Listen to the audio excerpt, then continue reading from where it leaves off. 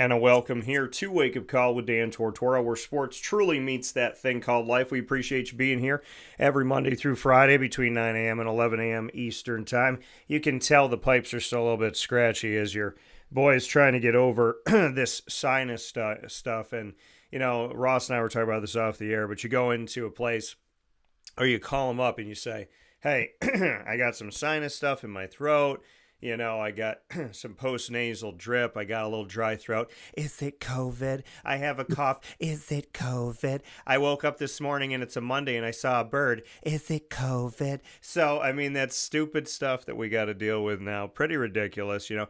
Get your flu shot, your COVID shot, get your RSV, your boosters, all you got. I mean, at this point, it's like, just put it all out. It's like a buffet. It's like a buffet of shot. So I hope y'all are doing well. And I did not have COVID, thanks to the good Lord. And I hope you don't either. And if you have a sinus infection or something bothering you or the flu or something, I hope that is it COVID? Just let you get what you need and just walk into the doctor's office, get the stuff. I had to literally beg. I had to call 4 or 5 times and say, can I just have the antibiotics I need for my sinus infection? And they finally gave them to me. I went in there, I think I went in twice, and then I had to go through all this stuff. I had to call. Ridiculous. So I hope y'all are doing well. I hope the health care industry is actually caring about your health wherever you are. And I appreciate you being here on Wake Up Call with Dan Tortora, where sports meets life. We're inside of the Great Lakes Honda City Studios, 7140 Henry Clay Boulevard in Liverpool, New York, for new and used vehicles of all different shapes and sizes. The beauty of Honda is they got something for everybody, and you could find out more by going to GreatLakesHondaCity.com and go and visit them on Henry Clay Boulevard on 7140 Henry Clay Boulevard in Liverpool. Let them know that DT sent you. A lot of great stuff coming up here today inside of MonPazPopcorn.com's What's Poppin'. We have Ross coming here to you, fellow broadcaster and writer, sportscaster and writer Ross Turetsky, good friend of mine, brother to me, is going to be talking with me about the NFL, the NFC and AFC Championships, as well as the big game. Boring. But we'll talk about it. The Eagles are playing the Chiefs, and then we'll get into the Jets and the Jaguars. Dan, it's not the big game. Have the courage. Super Bowl. You're not going to get sued. Super Bowl, Super Bowl, Super Bowl. Just like Beetlejuice 3 times. Say it 3 times. It's fine. They will not sue you. If they do, blame it on someone else. That's what we do in our country. Blame it on someone else. So, Super Bowl, Super Bowl, Super Bowl. Yeah, somebody else told me to do it. It was Ross. And in hour number 2 at 10 a.m. Eastern Time, we'll be joined by Gene Waldron of Syracuse Orange Basketball History to speak with us about the state of the Orange. He was at the game this past weekend against Pittsburgh, so he'll be talking with me. Also at the game and also on the show today, Mr. Howard Triche, Syracuse Orange alum, will speak with me on his opinion of the state of the Orange at 10:30 a.m. Eastern Time. So with that being said, you've already heard his voice. It's not a ghost. He's right here, picture in picture with us, Ross Turetsky, fellow broadcaster and writer, to talk on all things NFL related this morning. Mr. Ross, how are you? It's been a minute. Happy to have you back. Thank you for having me. And again, the Chiefs are back in the Super Bowl. It's just like rating the Patriots and Belichick year after year for about 2 decades, 20 years. And now the Chiefs are very much the same way. I enjoyed the story in the beginning. They hadn't won a Super Bowl since Super Bowl 4, the one after my Jets won Super Bowl 3, about 18 years before I was born. So, and now they win every year, or make it every year. This is now the 5th time in 6 seasons to make it. And the only one they've lost so far is when Brady and the Bucs were able to whip their behinds and beat them badly. And Mahomes was running for his life that whole game because the offensive line couldn't block. Then they got O-lineman to shore that up. Yeah. Besides that, they beat the 49ers in the first one. They came back in the fourth quarter against Jimmy G back in 2019, like a month. It was February 2020, a month before COVID really went crazy in March of that year. And then they won against the Eagles 2 years ago, where they had the controversial, the holding of Juju Smith-Schuster's jersey, and then Jalen Hurts didn't have a chance to match the score. Could have maybe won it at the end. And then, of course, last season against the 49ers in overtime. So the Chiefs seem to get every advantage possible. They're a great team, but every year you think they're right for the pick and someone's going to knock them out. The Bills last year had a great chance to knock them out. They lost. They ended up not getting the game in overtime when Tyler Bass missed an easy chip shot field goal. Then the Ravens at home lost to them in a conference championship game. And then this year, you think the Chiefs, they're 15-2, but they didn't look great this season. Until last night, they hadn't scored a game with over 30 points in a game. The Jets had even done that. The Chiefs were the only winning team this season that had no 30-point games until last night, and that's when they needed it.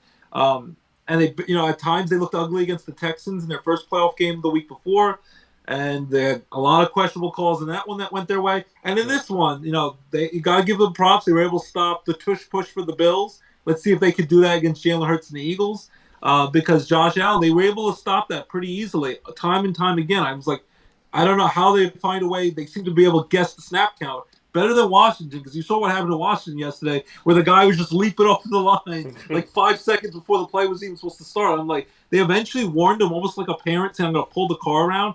They were saying, we could just award a score to the Eagles if you keep doing this. Like, the referees were getting pissed off. They were getting angry. They're like, how many times is this going to jump off sides? Yeah. And then there was the questionable, 4th and inches, where the one judge thought it was a first down. The broadcasters thought it was a first down with Josh Allen in the early fourth quarter when the Bills were up by 1 point. But then they overturned that. They say, no, he's just short. And then, of course, the Chiefs capitalized that score right away. And then the Bills tied up. It's 29-29. And then even late in that game, they throw the ball up in the air, and Knox, everyone went after Mark Andrews, the tight end of the Ravens. This was a diving catch for Knox, their star tight end, went right through his hands. And that's what Josh Allen, about to get sacked, threw the ball up for a prayer, and it really should have been caught. And then the Bills would have had a chance to tie with a field goal or a touchdown late. And, of course, then the Chiefs ran out the clock, and the Bills ran out of time. So there's so many close calls in a close big game like this that could have went the other way. It's frustrating. The Chiefs seem to get every single advantage when it happens. There was another one, I don't know your thoughts on this, where the two players, the Chiefs and Bills players, basically were fighting for the ball, and the tie goes to the receiver. The ball was not really ever caught.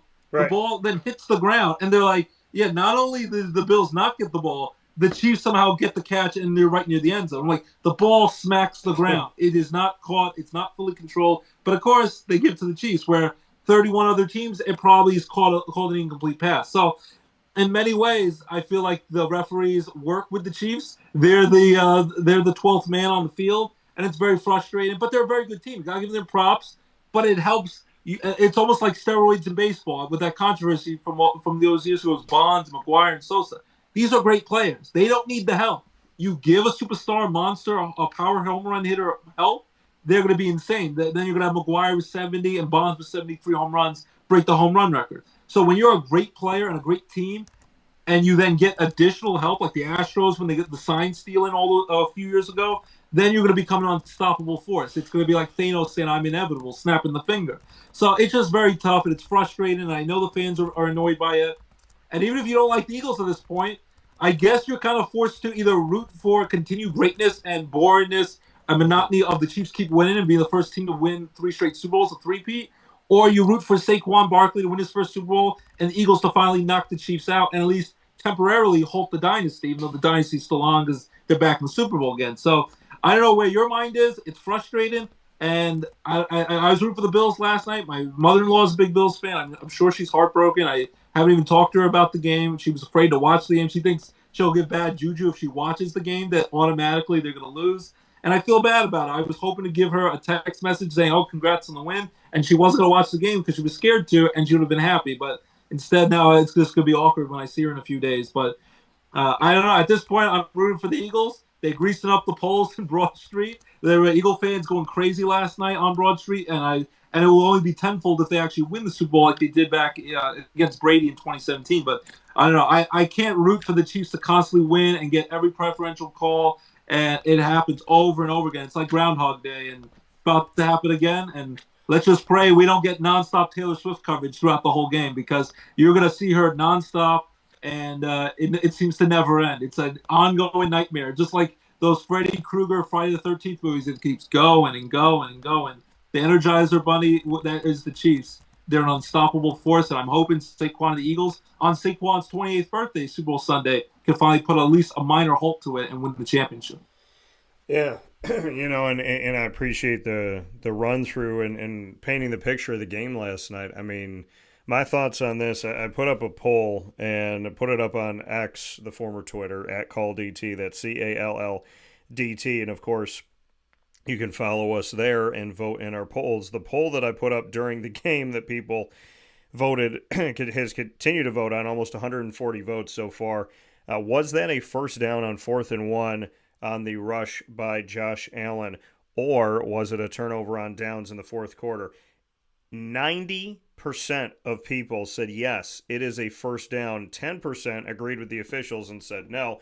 When you go back and you look at it and you see that play, I mean, there's plays where you say to yourself, okay, did he get ahead of it? Did his helmet get ahead of it? Did the runner make it because it's so close? In this one, and I understand that the yellow line is just a line of estimation on the television, and a lot of people think that it's an actual line on the field. But when you look at the yellow line and you look at where he is and you see Josh and you see his head and you see the football, he does this with the football. His head is here.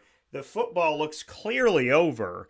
And again, and but Dan, ask yourself this quickly: if Mahomes did the same play, it would have been a first down without a question.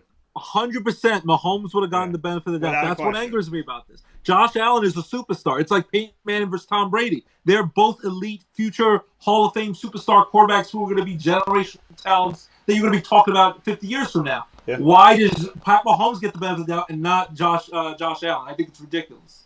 Because apparently the refs got some love for the Chiefs, and that love that transferred from Tom Brady to Pat Mahomes. I mean, if you're Pat Mahomes, and I mean, there's a couple plays in this game. There's a play in the Texans game, but I go back to earlier this season, and I go back to, I forget who they were playing, but Pat Mahomes drops back. The team is down. It's 4th down. It's like 4th and 10. He drops back. He throws the ball. The ball goes into the field, drops onto the grass. No one's there to catch it. The game is over. And then there was a flag. It was like a Ryan Seacrest flag. Ryan Seacrest was like, and the game is over. But wait. And it was like, I mean, and it was, those are the calls that Pat Mahomes get. It's the calls that Tom Brady used to get. And when you look at one other thing I forgot to mention with the Knox drop where he almost caught it. Did you see that the broadcasters both said there was a flag thrown? It was almost like, and that's the conspiracy theory, that even if Knox somehow caught that ball, the flag was being thrown and the NFL was going to flip that and say, no, that's an illegal play, legal man downfield, and they were going to take that catch away. Why was there a flag thrown and then picked up because he dropped the ball? If he catches that ball, that flag probably stands and it probably goes against the Bills. That, to me, if you believe in conspiracies, that's a little shady. Why there was a flag, imagine he gets picked up as soon as Knox drops that ball on that last play. Well, yeah, and you know, you look at, like we were talking about, I mean, you look at the things that have happened along the way, you look at what they would have done in that case, how many times they've called the Bills in that game for an illegal formation. And, you know, I mean, to me, when you see certain things, and then one of the commentators said it during the game. I think it might have been Romo that said it. But this guy grabbed a face mask, and Romo goes, that was just a little one. And I was like, there's no such thing as a little face mask. If it's a face mask, it's it's just for a minute. It's just for a second. And so, I mean, when you look at these plays, you look at the Houston Texans, and I mean, I watched that on the big screen down in Atlanta because we had wonderful media hospitality from the College Football Playoff National Championship. The two guys when their helmets collided. Yeah, so the two guys, Mahomes slides under both of these guys, and the two Texans hit helmets like battering, like Rams just hitting each other, and they hit each other. Pat is under, and they call unnecessary roughness. And the funny thing about that is the commentator, I mean, they played it back a bunch of times, and the commentator said on the defensive players that hit each other. So, I mean, you look at plays like that and you say, okay, this sets something up and this sets something up. Well, keep in mind that when Josh Allen did not get called for the first down, and again, I don't think that I have ever seen a play like this where he looks like he's over, and you got one judge running from here, another judge running from the bottom of the screen, a judge coming from the side. You got all these officials running in, and none of them mark the ball, And normally in the moment, they either say first down for the Bills, which would be going this way, or they say first down for the Chiefs, which would be going that way. Nobody put their hand up, and then they panned out the camera, took the camera off the field, talked about the play, but I did not see a single judge rule this way or this way. Then they come back from commercial and it's like, oh, the ruling on the field was a turnover on downs. Well, I would have loved to see one of the officials actually show that it was a turnover on downs and point in the direction it's supposed to be going. By the way, everything in the studio is opposite. So if you're like, Dan, it was this way and it was that way, it's flipped here in the studio. But so I'm doing my actual hand of what I saw on the field. The reality of that moment on the field of, okay, it looks clear that he got a first down. And if it was anybody else, they got a first down. And if it was Pat Mahomes, it's a first down. If it was Kareem Hunt, it's a first down. Because you got to keep in mind, and there's been video of this before, and there was an egregious one of it, where the football was like here, and the official came over, spun the football, and moved it back before the play started. And I'm like, and I mean, it was an official that had done something like that. But the officials all run in. They all look at each other. Normally, one of them has the call, and then they discuss it. Keep in mind, if you go back and you watch it, not a single official gave any type of motion toward first down Chiefs, first down Bills. They pan out, they discuss it, they go to commercial, they come back, they tell you, oh, the official said it was a turnover on downs. Then they review it, then they uphold it, but you never saw an official signal. And that's why it's so much a doubt about this. And if you believe in conspiracies, if you believe it rigged and all the gambling commercials and ads in the stadium and on TV, it's just going to make you believe that this is fake, that this is not real.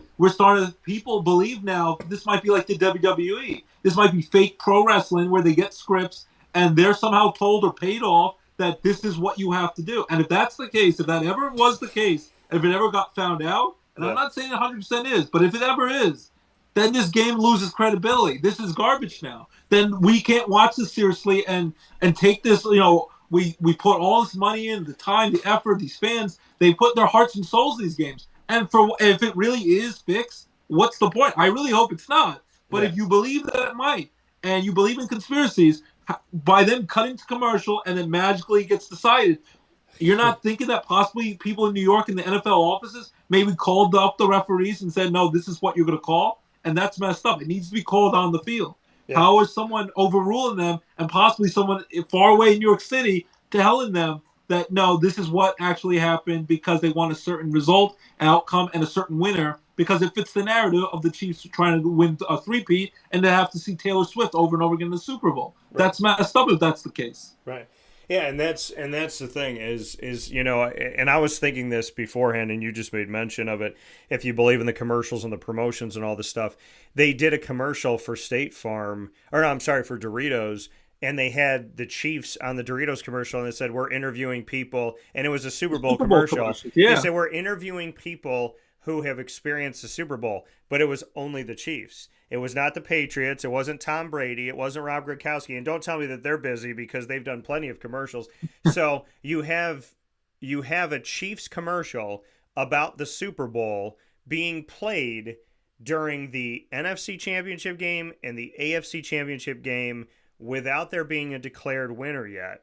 And so there's something to be said to me about why, and I kind of looked at my dad like, why is there a Doritos commercial about the Super Bowl with the Chiefs when the Chiefs haven't even played their game yet, or they're in playing this game right now? So yes, okay, the Chiefs won. Pat Mahomes has to do this, that, and the third. But keep in mind, the Bills shut down Travis Kelce in a big way. The Bills eventually figured out how to shut down Kareem Hunt in certain parts. Isaiah Pacheco did not have a good game in this game. The guy that had the good game in this game was Xavier Worthy, and then some of the guys that you don't know that are your non-household names did some good things here. But for the Buffalo Bills to be 4-1 in the Josh Allen era versus Pat Mahomes and 4-1 in the regular season, 0-4 in the postseason, I'm a proponent of the Bills changing their schedule because I feel like Andy Reid's like, no, we're going to play them in the regular season.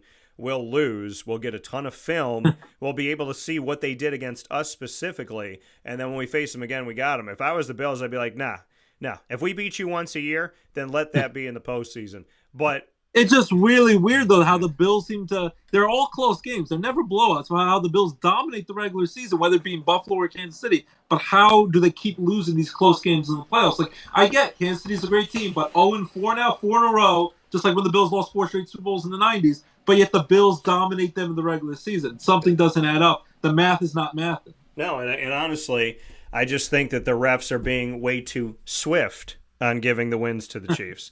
But I mean, we look You at should have given a wink to the camera. little there. But yeah, I mean, think about it. Think about it. You got Taylor Swift on one side, and you got the NFL. They make a lot of money off of her. They bring a lot of women to the game that were maybe not fans. They bring a lot of non-fans that just don't like football in general to the game. And so, but you know what? I want to say something, and I said it last year, I believe, on the show. I'm going to say it again and echo here. Haley Steinfeld is engaged to Josh Allen. Yep. Haley Steinfeld was in Pitch Perfect. Haley Steinfeld is your new Hawkeye in the Marvel Cinematic Universe. She might be part of the Young Avengers coming up here in the not-too-distant future. The Spider-Man movies, the Across the Spider-Verse. Right, Across the Spider-Verse and Into the Spider-Verse, she is the voice of Spider-Gwen, a.k.a. Ghost Spider. So Haley Steinfeld has had herself a career so far. Yeah. She's very young in her career. She also sings. She was also in the Bumblebee movie. And what has she decided to do? She did not want to be on camera last season dating Josh Allen. You have not seen her on camera this season as far as I know, because she has said, Josh, these are his games. This is Josh's time. When he's at the game, if I'm at the game and he's playing the game, this game is about him. It's not about me. I don't want to be on camera. Taylor, nah, she got that red lipstick you can see from a blimp. So, I mean, there's a difference between, is Taylor, and I'm still going to say this and people might get really mad at me, but I look at Travis Kelce, I look at Taylor Swift. I ask myself the question that I asked myself last year. Is this real or is this a fake relationship? Where Haley Steinfeld is, hey, my man's going to work. When I go to work, he ain't on camera. When he goes to work, I'm not on camera. It's all about us as a couple. I'm supporting him. Y'all don't need to make it about me. I respect her for that. But the Taylor Swift, Travis Kelce thing, I'm just saying, if the Illuminati ends up being real, I'm just saying that there's some things out there where people are like, this sounds like the Illuminati. And then you look at Taylor Swift and and I'm not saying they're a part of it. I'm just saying if the Illuminati ends up being a real thing and people think that's staged, but it seems real, like they're using each other more, Travis and Taylor, where Haley Steinfeld, she does her own stuff. She's even an Oscar-nominated actress from True Grit back in the day when she was a child actress. And then Josh Allen does his things. They each have their moments to shine. They don't take away from each other. The only thing, and I don't think Haley Steinfeld had anything to do with this, I did notice during the football game once, and I had to close my kid's eyes because it's a scary movie, they briefly show her in the new Michael B. Jordan movie, Ryan Coogler, the Sinners movie about vampires. She's in that movie, which I didn't know. They show Haley Steinfeld for like a half second, and then I told my wife, I'm like, oh, that kind of makes sense because Haley Steinfeld is engaged to be married. About a month ago, they got engaged to Josh Allen. The Bills game's going on.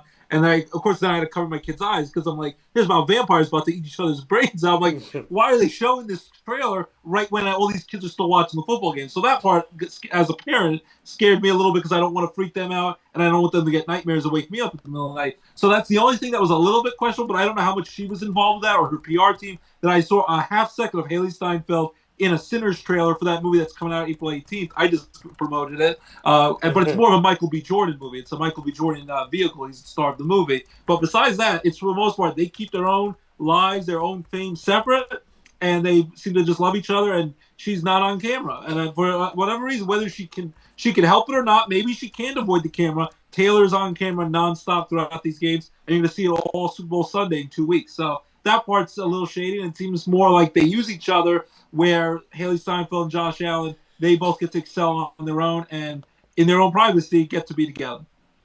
Yeah, and Jerry just sent us a message here, Mr. Jerry Hart. He said, did you notice that the Super Bowl logo once again was already in the colors of the teams that were going to make it prior to? The logo for the Super Bowl comes out before the postseason, and you get to see it. It's red and green.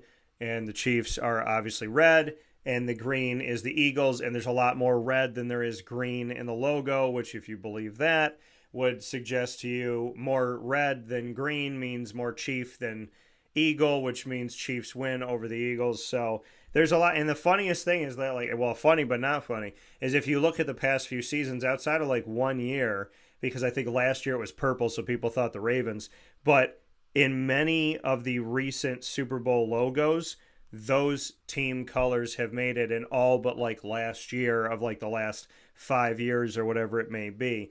So, yeah, I mean, if this ends up being Roger Goodell is, just essentially Vince McMahon and we're watching WWE, then I think people are going to lose their minds. But, the reality. Oh, even last year, I want to quickly mention this before we went on air. They're like, technically, even though it was purple in the logo and red for 49ers, they're like, technically it was correct because these crazy Swiftie fans I saw, they're like, it symbolized Chiefs because it was the purple. And then they showed the Speak Now album cover that she was wearing this long, flowy purple dress. So in their mind, I don't believe this. They believe that purple, flowy dress from that album cover of Taylor Swift from years ago, that represented Chiefs because she's with Travis, and it didn't represent Ravens. So if you want to believe conspiracies, that was their way I saw online, where they're like, oh, it still was correct that they pick out the teams before the playoffs, before the season starts with the Super Bowl logo. But that's a little crazy from my view that you're going to say because of an album cover that before they were even together, that purple represented the Chiefs. That's what I read before we got on air from one of the conspiracy theories. Well, what I will say is that it must be nice that Taylor Swift will never have to spend a drop of her money in promotions. All she has to do is date an NFL player and show up to the game. Because her promo last year for her tour, because keep in mind, she was with him through the NFL season, promotion, Super Bowl, promotion. And then she went on tour right after. And now here we are again, and she finishes up her tour and promotion. And she don't have to pay a lick for any of this stuff. So, it's just one of those things that makes and my response to this during the Houston Texan game, and I've thought this before and I said it out loud with other people that were there in the media, is I looked at when they put Taylor Swift up on the screen, I said, so the other 52 guys on the roster don't have wives and girlfriends? Like Pat Mahomes doesn't have a wife? Like, we don't see anybody else's. I never see anybody else. I can't tell you who Joe Burrow is dating. I have no idea. I mean, Trevor Lawrence, they just had a baby. He's got a beautiful wife, beautiful baby. I never see Trevor Lawrence's family at the game. I guess they don't support him. Jokes. But, the ridiculousness of Taylor Swift is a girlfriend, okay? And let's just be real about this. NFL players, be real with me for a second on this. If we showed y'all temporary girlfriends, there'd be a lot of different pictures from season to season. So, it's just one of those things. Hey, it's life. So, if you showed my girlfriend this season, my girlfriend next season, it's going to be a different girl, because that's they've shown that on TV. Like, if you're trying to have, like, a holiday card or a family card or something special, you might want to keep the girlfriend on the side just in case that girlfriend's not with them in the future. You don't want them in a timeless family photo 50 years down the line. So, I get what the point you're trying to make. Yeah. So, it's enough. It's enough. And Haley Steinfeld, I respect her wishes of don't put the camera on my face. You wouldn't even know that they're dating unless y'all looked it up on the internet and whatnot, because you'd never see her at the game. And because if she's there, she don't want to deal with all this because it's not about her. Taylor, it ain't about you. So it's, my goodness, you don't have enough. So going back to the game and looking at the game and, some of these calls that happen here and some of these moments that happen here, keep in mind that 4th and 1 that nobody could decide what it was on the field. And then they cut to commercial and then they go, oh, well, we said ruling on the field was turnover on downs. You just didn't see it. So must be nice. I've never seen a play called off camera. I've never seen an official ruling off camera, but that happened in this game. And I remember sitting there going, no one's motioned whose ball it is. Nobody has done anything. None of the officials. They can't seem to figure it out. This guy was watching the line. This guy was watching the line. This guy was watching from the angle of perpendicular straight on, and nobody can figure it out. I knew it And was a bad sign, though, when they cut to commercial. I'm like, it's not going to go the Bills' way. If it's a flip of a coin, you know which side it's going to end up on. It's going to be heads or tails, whatever side they decided the Chiefs are going to get. Because, unfortunately, I think for a matchup against the Chiefs, you can't win close. Like the Eagles, don't make this a close game in 2 weeks in the Super Bowl. You have to crush them. You have to crush their soul, crush all the Swifties, Taylor Swift, make her go home and cry by beating her man Travis.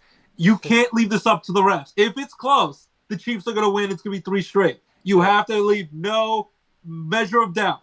Beyond a reasonable doubt, like in the court of law, you have to crush them. You have to hope they win by at least 10 points, 2 touchdowns, hopefully more. Because if it's close, it's going to go the Chiefs' way. That's why I'm hoping the Eagles win. And my very early pick, very, very early pick, is going to go with Eagles 34-24 and pray that Philly wins and at least temporarily halts the dynasty, because it doesn't mean the dynasty's over. Mahomes is still only 29 years old. Yeah. They still have a few more years left of this dynasty. But for a little while, at least stop the three-peat and make sure no one's ever gotten 3 in a row, because Brady even never won 3 in a row. He made 3 in a row, but lost the one in the middle to the Eagles. In 2016, 2017 lost, then back to 2018 they won. So don't leave it up to the refs or the NFL. You must win decisively, or else it's going to be over and KC will win again. Yeah, and that's the thing. If you're going to beat the Chiefs, like you said, you have to beat them convincingly, decisively. You have to be able to be up by enough points that they can't. But that's the thing that's annoying. You shouldn't have to do that, because you win by a point. It should be good enough. You win. Right. But with the Chiefs, unfortunately, it's a different set of rules. Right. Yeah. I mean, and you make a great point. I think, we've all come to know that if you're going to beat the Chiefs, you got to beat them by a lot, because if it comes down to a last-second call, if it comes down to you trying to have a heave for a touchdown at the end, if it's anything that's close in any way, shape, or form where the official can rule that it was no good, and in ruling it that it's no good, the game would be over, you cannot let the officials have the opportunity. You can't leave enough point separation where I feel like if you beat the Chiefs by a game-winning field goal, there would be a flag that would be thrown. They'd be like, nope, somebody moved before you kicked it. Nope. You know what? I wouldn't be surprised if the officials called a roughing the passer in favor of Pat Mahomes on a field goal kick by the Eagles. So, I mean, it's one of those things that it's gotten so ridiculous that people are really looking at this right now, and they're saying to themselves, like, the people that didn't believe, the ones that weren't conspiracy theorists, they're now looking at this saying, maybe it is. Maybe it's not Buffalo. Maybe these fans aren't crazy. Maybe this is actually happening. Maybe this is a real thing. And that's the frustration that people have right now. Philadelphia gets into this by just wreaking havoc on the Commanders. They had themselves a tremendous, tremendous game. No matter what the Commanders did, remember the Commanders scored at will against the Lions. Well, the Eagles scored at will against the Commanders. They gave it right back. This is a team that's just running that score up. You can't stop them. There was no response to Saquon Barkley. And I want to make a note. I've made this note before, but I want to make this note again, and the note has to be made, and you need to hear it. You need to save it, put it in your pocket for a rainy day. Saquon Barkley was said that he was too old. He's too old to play football, right? You got a rookie running back, you run him into the ground, and when they're done with their rookie contract, you let him go because 29, 30, 31 is way too old. Dan, that's the thing that's annoying. He's 27 years old. Yeah. And you would think he's like a geriatric senior citizen. Derrick Henry just turned 31, had a great season for the Ravens. Yeah. Would be the best running back in the league if it wasn't for Saquon's amazing year. And they act like he's a 75-year-old man playing running back. It's crazy how old they think these running backs are. Yeah, so, I mean, this whole mentality of get rid of Saquon Barkley, he's just too old. Get rid of Derrick Henry, he's just too old. If you've passed the ripe age of 25, you might as well be 87. So, in the NFL's mentality, so I said, okay, you want to get rid of Derrick Henry, who I watched stiff arm a Jaguar and literally push him out of bounds by putting his hand on his head. He moved this guy's entire body by pushing his helmet and kept the Jaguars out of the playoffs, mind you, within the last couple years. Did you see what he did in the playoffs to Minkah Fitzpatrick? He, slapped Minkah in the face and ripped over. I'm like, it's a man against boys out there. It's crazy. Yeah. Derrick Henry, stiff-arming you out of bounds. You got Saquon Barkley running all over you. By the way, when Saquon Barkley was coming back from injury, his running backs coach, DeAndre Smith, a good friend of mine. I said if anybody was going to get Saquon to look like Saquon again, I believe that it would be DeAndre Smith. And DeAndre Smith was part of that comeback year for Saquon Barkley that helped to start this whole new era of Saquon Barkley. So I want to give some love to DeAndre Smith. Saquon doing what he did at 27 years old. The Giants let him go. Man's too old. Don't give him the money. They're a dime a dozen. We'll find another one. We'll be fine. And where are the Giants? Drafting in the top 5. How dumb do they look that the Giants gave up on it? And they paid Daniel Jones money. Big money, and then cut him halfway through the contract, $40 million a year. And they weren't willing to give $13 million a year to Saquon Barkley, who was the star of the team. They rather give over double the money to Daniel Jones, who's a bust and a mediocre quarterback, a nice guy at best, but not a very good football player. Yeah. So, I mean, you look at Saquon, you don't want to pay him, so you let him leave. And now not only did you not make the playoffs, you're one of the worst teams in the NFL. Derrick Henry, you let him go. He goes to the Ravens. They go to the playoffs. He has in the beginning of the season, the longest run from scrimmage in Ravens history, which is insane because they've had a lot of good guys there. And you see what he's done.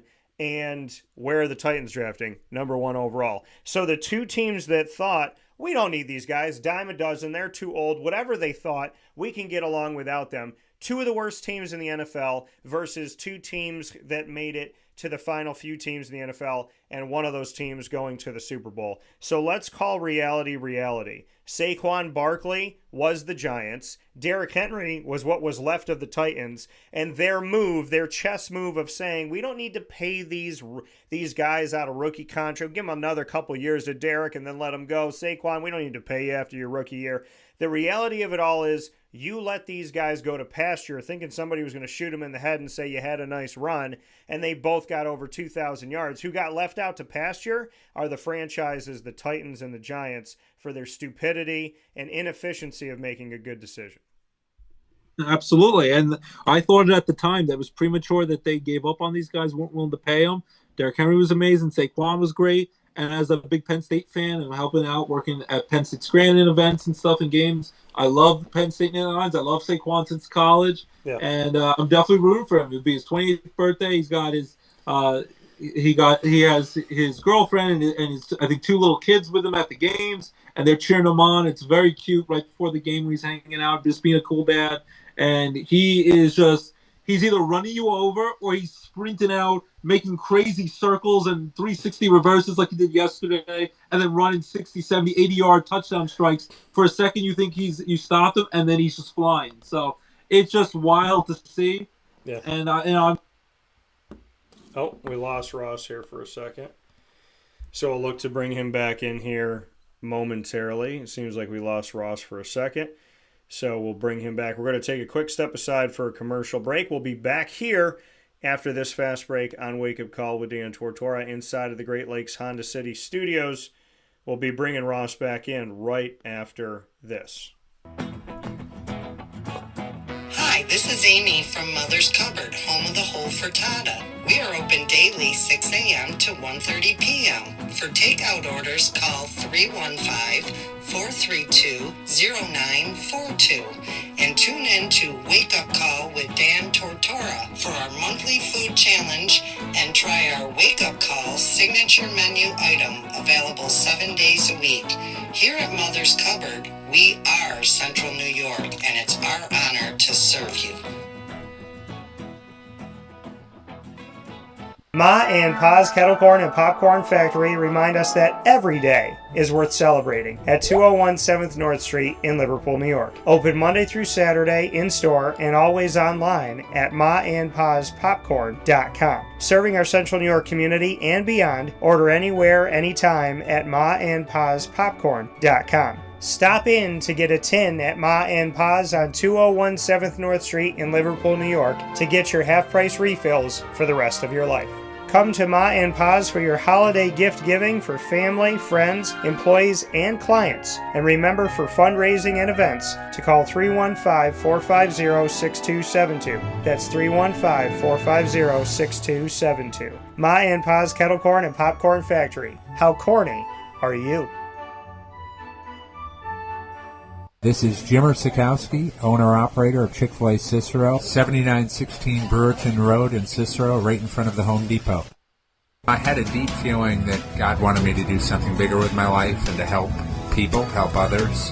I kept putting Chick-fil-A in my life, and I realized as I was going through the franchise selection process that positively impacting the lives of others was really core to what we do here at Chick-fil-A. First of all, it starts with the food. The food is brought in fresh daily, and we bring in local produce. We prepare to order in the kitchen. We hand bread our chicken. We hand spin our milkshakes. It's great food. It doesn't taste like fast food.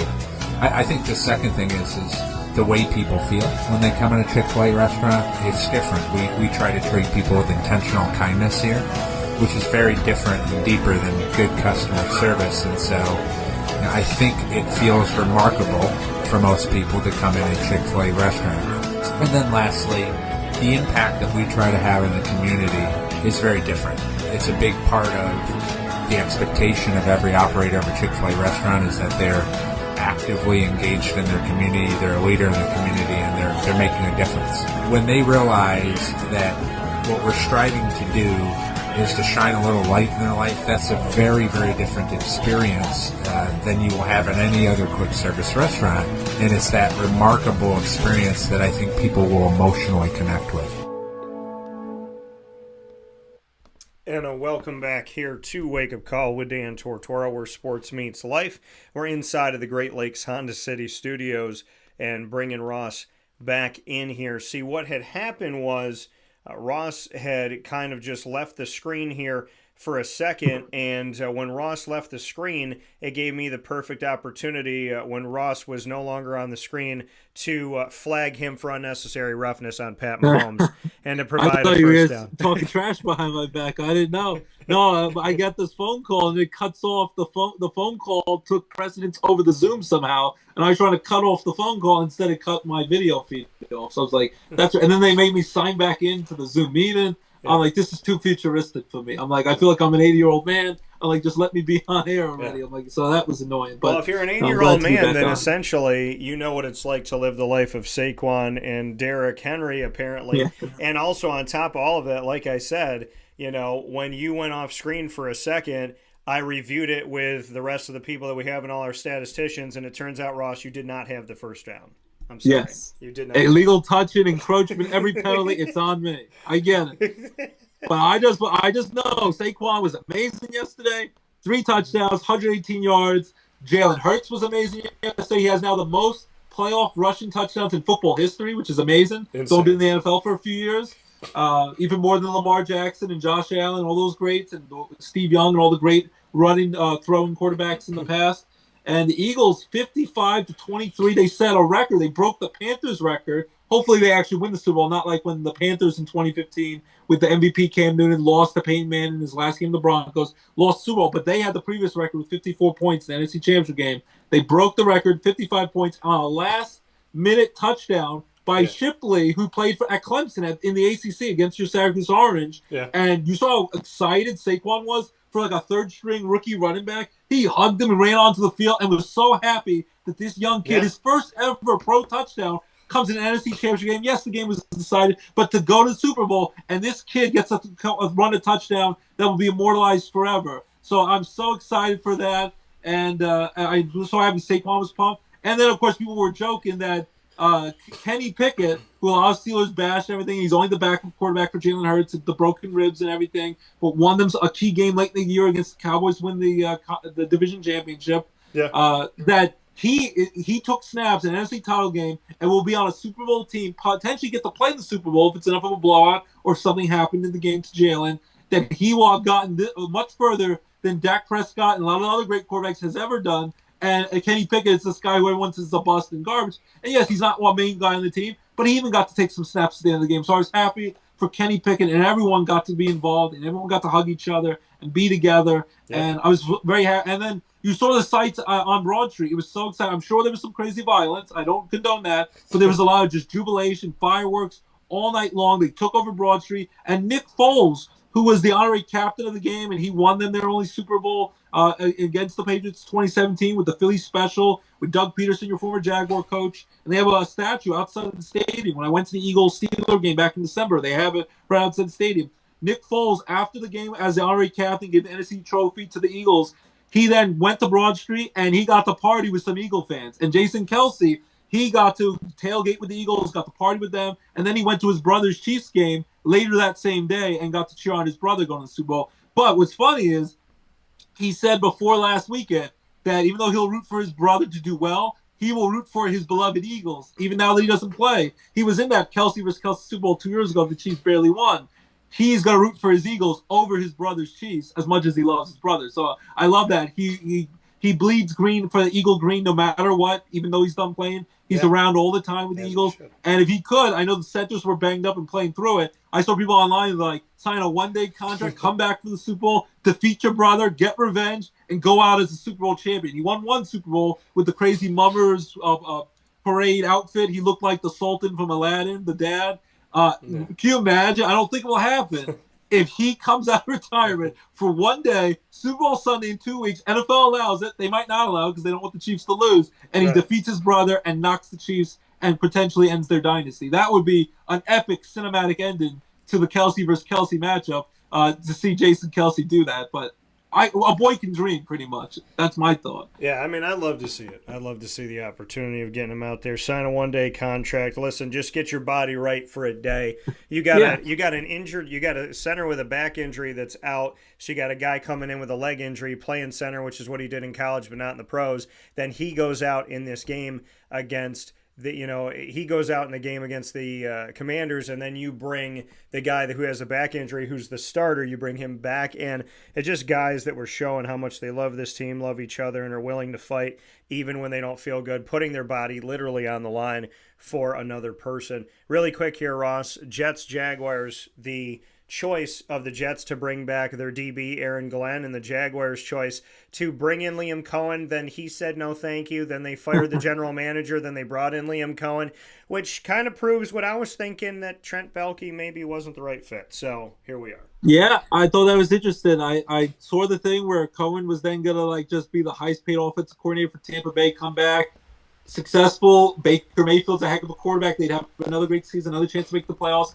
But then he got over for this coach job after the Jaguars kind of late in the game decided to get rid of the general manager, mutually part ways. I don't know how mutual it was. I think the owner just wanted him to leave. And Baalke has had some issues with other coaches in the past. I thought he was the guy who kind of pushed Jim Harbaugh out the door with the San Francisco 49ers years ago, like a decade ago. So that was interesting. And then Cohen just then swoops in and becomes the Jaguars coach. My only fear is that he's got to right the ship. Doug Peterson had a good year, made the playoffs, won a playoff game before the Chiefs beat them 2 years ago. And then they fell apart last season in 2023 when they looked like they were definitely going to win the division, make the playoffs. They lost like 6-7 in a row and ended up falling short. And then this year they were just a train wreck. They lost a lot. Trevor Lawrence got hurt with the concussion. He was inconsistent. And now Trevor Lawrence has a new coach, and Doug Peterson got thrown away. So it happens really quick after he was having a lot of success in Jacksonville. And if he doesn't right the ship quickly, their new coach Cohen could be out the door within 3 years. Like, I don't think they're going to give him a long, they're not going to give him a long leash to succeed there. He probably has about 3 years to do well, and if it doesn't go well, he's going to get thrown overboard, and he'll be looking for a new coaching job or offensive coordinator job real soon. With the Jets, I know they're a snake-bitten, cursed franchise, and I know I keep coming back for more. I'm a masochist. I seem to enjoy the pain to keep buying in. But Aaron Glenn gives me hope. He was a first-round draft pick in 1994, played 8 seasons with them, 94 to 2001. He was a heck of a cornerback. They showed the replay of him picking off a Dan Marino pass, I think when he was like a rookie, returned it to the house for a touchdown. Great team leader. He was then a scout for the Jets after his playing career was over, and then did a hell of a job with the Lions as a defensive coordinator last year, almost making the Super Bowl. And this year, trying to stitch up the Lions defense because the Lions defense kept dropping like trees. Their starred pass rusher, Hutchinson, broke his leg 5 games in the year, and they had injury after injury, and he still made them one of the best defenses in football. So I think he's a hell of a defensive coach. I think the main thing, and they even said they're maybe possibly open to Aaron Rodgers coming back. And if Rodgers is committed to it, I know he brings a lot of drama. He still was 7th in the league in touchdown passes. He had more touchdown passes than Josh Allen, than Pat Mahomes and all these other star quarterbacks. He actually had a decent season, especially for a 41-year-old quarterback. I don't like him not accepting blame when things go wrong. Yeah. But let's be honest. The Jets fired Robert Saleh very quickly. Shouldn't have pulled the trigger that quickly. Now he's the 49ers defensive coordinator again. He'll do well there. Yeah. And then the Jets had no discipline when they had the interim coach. So tons of penalties, tons of fourth quarter leads that they blew. If they just win some of them, the Jets are a playoff team. They go from 5 wins to probably 10 wins. And then the other thing was tons of missed field goals and extra points. Greg the Leg Zuerlein, let's just be honest, he was straight garbage this year. He could not kick the ball. They lost 3 or 4 games. The Monday night game that Aaron Rodgers threw a Hail Mary to against the Bills. He missed 3 kicks late in that game. He makes 1 or 2 of them. They win that game. Like, the kicking was horrible. The penalties, undisciplined was horrible. The fourth quarter blown leads was horrible. If these things go well, and maybe with a new coaching staff, Aaron Glenn instills discipline, maybe that goes better. And now they have a new GM, the Broncos assistant GM, who brought in Bo Nix and did a lot of good things for the Broncos. Then maybe they turn this around, and the Jets could maybe win. And they said that they are open to Aaron Rodgers coming back. Rodgers seems open to coming back. And so if he's fully committed, not going to go in this darky street and say, will they, won't they? If he's committed, their best chance to win right away is to bring back Aaron Rodgers and Devontae Adams. Because if they go with another quarterback, a young, inexperienced quarterback, they're going to have to go on training wheels. It's going to be a 2-3 year process at best. And Aaron Glenn might get fired before he even has a chance to succeed in New York. His best chance to win right away is if Aaron Rodgers is on board, keep Rodgers, keep Devontae Adams, and then shore up the things, get a good kicker, reliable kicker, stop the stupid penalties, discipline, defense. And I think the Jets could possibly break their long nightmare 14-year playoff drought right away. But I think Aaron Glenn, I'm excited for it. Maybe I'm just setting myself for more pain. Most likely as a Jets fan, I am. But I'm going to say Jets, Jets. In Aaron Glenn, we trust. I'm very happy with that hire. And I'm happy he got hired over them bringing back Rex Ryan. As much as I like Rex Ryan, the back-to-back AFC Championship games, he's a weird foot guy. He's a little crazy. I think his time is gone. He had a nice run with the Jets. Let him stay on ESPN. Let him continue on his broadcast career. He kept campaigning for the job very desperately, which kind of turned me off as a Jets fan. I'd rather Aaron Glenn get his first crack at being a head coach for his beloved Jets. Sexy Rexy. You make you feel good about the Jets. If anybody's going to make you feel good, it's the man who brings that optimism to me every single day. Mr. Ross Turetsky makes you want to be a Jets fan. So maybe they should hire you as a general manager. With that being said, Ross Turetsky, fellow broadcaster and writer, and a fantastic baseball coach for the Luzerne County Community College baseball team. So many great things going on in your life, and also a proud father and husband and son. Mr. Turetsky, it's always so quick, but I will have you back on very soon. We will catch up. We'll break down even more of the Jets and Jaguars. And, of course, we might be talking about this game between the Chiefs and the Eagles, them Eagles, one more time. So thank you as always, sir. I appreciate it. Go Eagles. Hopefully the Chiefs finally lose. Taylor hopefully might have to cry a little bit. That's okay. She'll enjoy her billions of dollars. I don't want to see the Chiefs win another Super Bowl. And I can't end the show without saying, Jano! They got me in the morning. This is not the Tumba. And things that nature. Hasta vista, baby. Thanks for having me on, buddy. Take care. Love it as always. And aren't we due for some adversity for Taylor, right? When it comes to, like, because she has to write another song, doesn't she? Yeah. I mean, it could be a whole nother album if they lose. If they keep winning, and what can she write about? By the way, Travis, you better never break up with that girl. So with that being said. Oh, it's going to be nasty if they do. The album is going to rip them apart. Absolutely. Oh, absolutely. And you'll know exactly, because she'll sing some song and be like, who is she talking about? Is she talking about one of the guys from this group or that group? And then she'll rhyme it with 87, and you'll be like, oh, that's what we're doing now. So with that being said. You better behave, Kelsey. Travis, you better get it right. So with that being said. Maybe he'll propose to her at the Super Bowl. I told my wife, I thought last year maybe it was too early. If they win the Super Bowl, you would think he could do the cheesy Hallmark ending, and he could have a ring in his back pocket and propose to her. Let's see. But if the NFL had something to do with it, they would make sure that would happen, orchestrate that, because the ratings would be out the floor. It would be out the roof. So maybe the NFL, if they have something to do with it, maybe we will see a proposal after the Super Bowl. Or you could just see Pat Mahomes' wife, who he already proposed to and has children with, and they have a nice family. Maybe we could just show the nice family who believes in God. A lot of good things there. So with that being said, Ross Turetsky, thank you as always, sir. I'll talk with you soon. Thanks for having me on, and best wishes, buddy. Keep up the great work. Love you, buddy. Love you too, brother. I'll talk to you soon. And coming from Ross Turetsky here on the show, it always goes by way too fast when Ross is on here, which makes me happy because it means we're having fun, and it makes me sad because I like talking to my brother. So, with that being said, go and check out his stuff. You can look up Ross Turetsky on any of your social medias, and you can find him there. He's in Northeast PA, so make sure that you do that here today. Mr. Gene Waldron, who has been all too patient here waiting for me to get on the broadcast, bringing him in here as we went a couple extra minutes with Ross. We're going to bring in Gene Waldron here momentarily, and Jeannie waiting for him to come in here to the show. And so it's open now for Gene to come in, and we got Gene here, so we're going to go ahead and bring in Mr. Waldron to the broadcast. Eugene Waldron, as you know, Syracuse Orange men's basketball alum, and somebody who is a good friend of mine. He's become a brother in my family as well. And so Jeannie and I were both at the game over the weekend when Syracuse faced off against the Pitt Panthers. And so they had a close game. They did not win the game. And Syracuse comes out of that 9-11 and a losing record inside of ACC play. So we're looking to bring Jeannie in here on the video side of things. So hopefully we could do that here momentarily as we look to bring... Can you see me? I can hear you. I can't see you. Hold on one second. Let me see if I can fix this here. So we're going to try and bring in Jeannie here on video. So, and I think we got him here on video, or at least it's loading up here for us to have him on video. So, all right, we got him. We got him on video. I can see Mrs. Waldron. So, you know, she's the engineer this project. Oh yeah, I know. I just saw Mrs. Waldron. So let's bring in Jeannie here. So there we go. And Mrs. Waldron, your husband doesn't seem to make sure to set a date with me on dinner, so I'm going to rely on you now. Oh, sounds good. I'm in. All right, Jeannie. So we're here with Gene Waldron and the brains behind the machine here, Mrs. Waldron, in the backdrop here. And I know we got the dogs somewhere. So, Gene, how we doing? We're doing good. You know, we're up a little late last night watching football, but you know, for the most part, everything's good. Well, so, you know, except for the Q's just seems to just can't get it right now.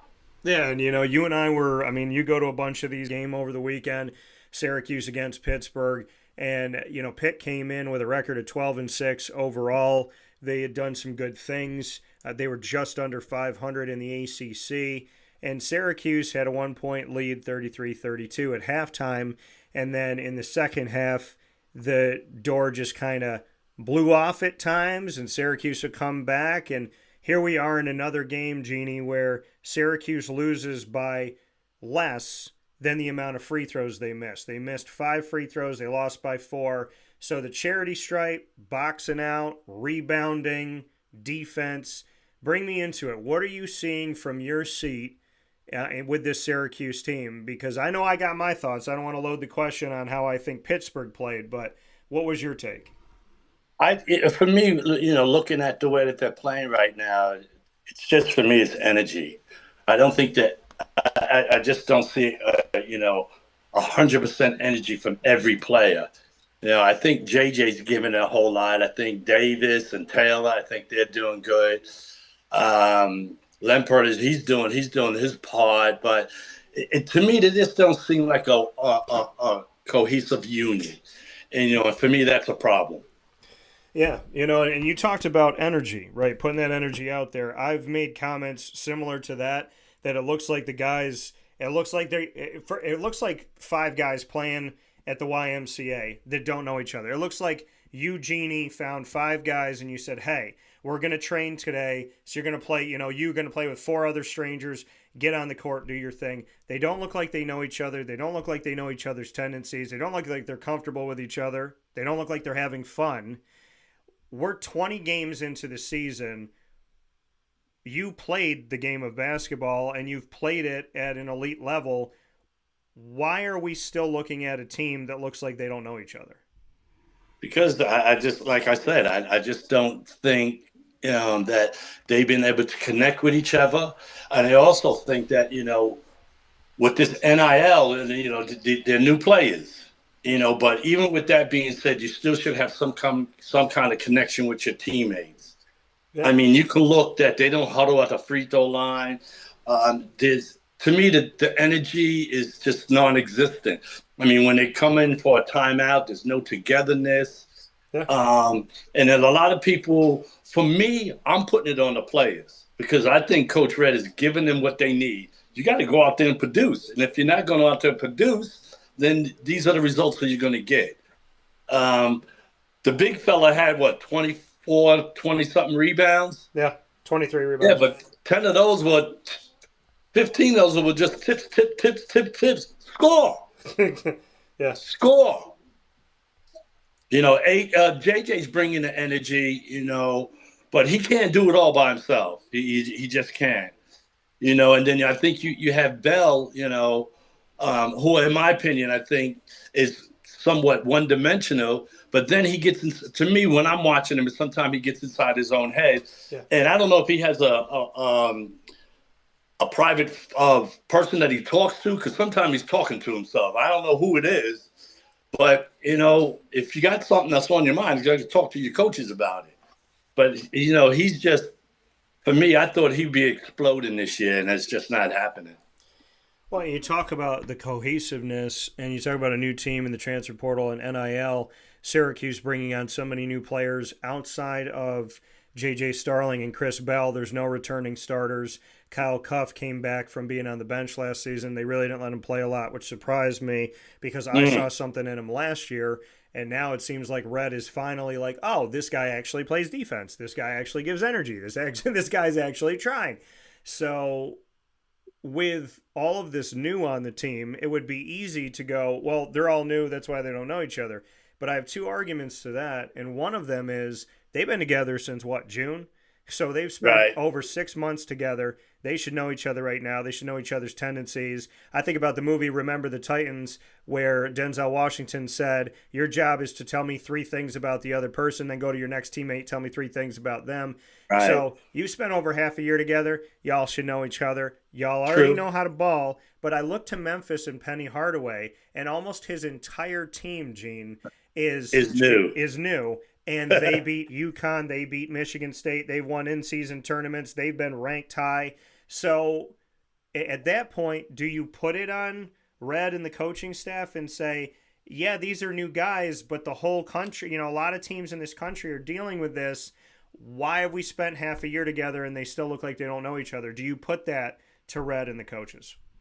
Well, maybe somewhat, but at the end of the day, most of our basketball game is on the perimeter. I mean, if you watch our game, everything is passing the ball on the outside. We're not very big as a team. Yeah, we're not very big, so we're going to struggle rebounding. I just think that if he gives you the tools, gives you the information to go out there and produce, then you do it. There's a reason why he's been changing the lineup so much, because those guys, he can't even figure it out. Why are these guys not being able to produce? I think they're giving, the best that they can, but the best is not good enough. It's just not good enough. And I've been to quite a few games. I mean, there's some games where they're getting, I hate to say the word, they're getting stomped. And I've never seen any Syracuse basketball team losing like the way that they're losing. And for me, I'm going to put it, you got to go out there and play. You got to fight. And, I just don't see that all the time. I mean, the Notre Dame game was a great example of what they could be, but why can't you build on what that after that game and continue to progress and get better? I just don't see that happening. Yeah, and like you said, you bring up a great point, is just you got to go out there and you have to play the game. You got to figure it out. Is it a lack of leadership? Because after the game, the last question of the press conference, I asked Adrian Autry, and I've known Adrian for over a decade, and I was one of 2 people that, God bless you, I was one of 2 people, I think, in this city that said he should have the opportunity to get the job. And so I backed him going in, hoping the best. and, wanting to see him succeed. He told me years and years ago he wanted to be a head coach. I don't know if he ever saw it happening at Syracuse, and then the opportunity arose and he got it. He was the associate head coach, second in command. And so he becomes a head coach a couple of years ago, and I looked at him at the end of this press conference after Pitt, and I said, Adrian, who's the leader? Who's the leader on this team stepping forward? He said, can you be more specific? I said, well, you're going on the West Coast. You got a couple games out there. Who in practice?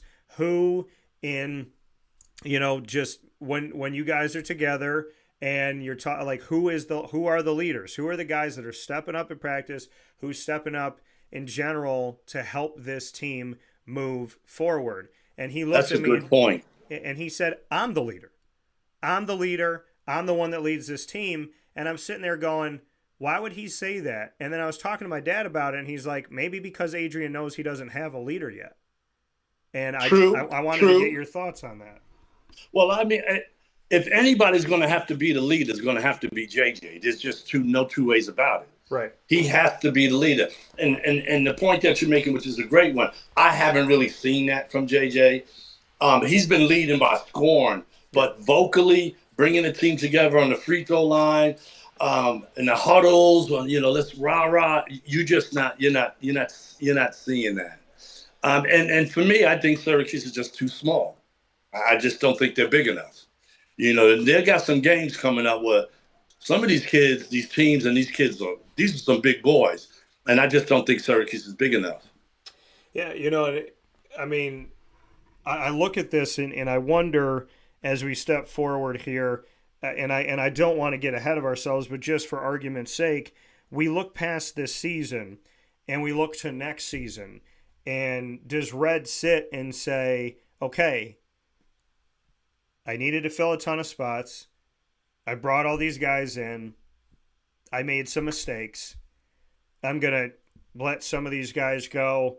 I'm going to look for different things, because I go back to my conversation with Penny Hardaway, and Penny had said, he said last season for Memphis, he said, I just brought in talent. I went into the portal, I just brought in talent. That's all I cared about, was bringing in guys that were talented. But he didn't bring in the other things he needed, the character, the leadership, all that other stuff. He brought in talented guys, but they didn't play together. And he said, I focused on that. He said, this time when I went into the portal, I looked for more. This time when I went into the portal, it wasn't just about talent. This time when I went into the portal, it was about putting a team together. And even though that team had to be new, it wasn't just sheerly about talent. If Adrian is our head coach next season, does he look at this and say, I got to let some of these guys go, cut them to pasture, and I need to go into the portal, and instead of looking for sheer talent, I need to look for character guys. And I'm not trying to say these guys don't have character and this and that, but does he go into the portal and say, I got to look for a different type of player, a different type of leader, a leader in general? Does Adrian go back to the drawing board and say, hey, I need to go find a different type of guy, like I heard Penny say? Well, I don't know. I mean, I'm not inside his head, but for me, I think you have to get some big people that can score inside. You have to get some 3 and 4s that's going to be very consistent. Yeah. And then you have to get that unit to be able to play together, good, better, and different. And I think sometimes when they get down, it's almost like they lose it. It's like, well, we're not going to win. You got to fight to the end. Yeah. Syracuse basketball has always fought to the end regardless. They fight. They always fight. And I just don't see that sometimes when this team gets down. Now, bringing in new players, different styles of players, who knows?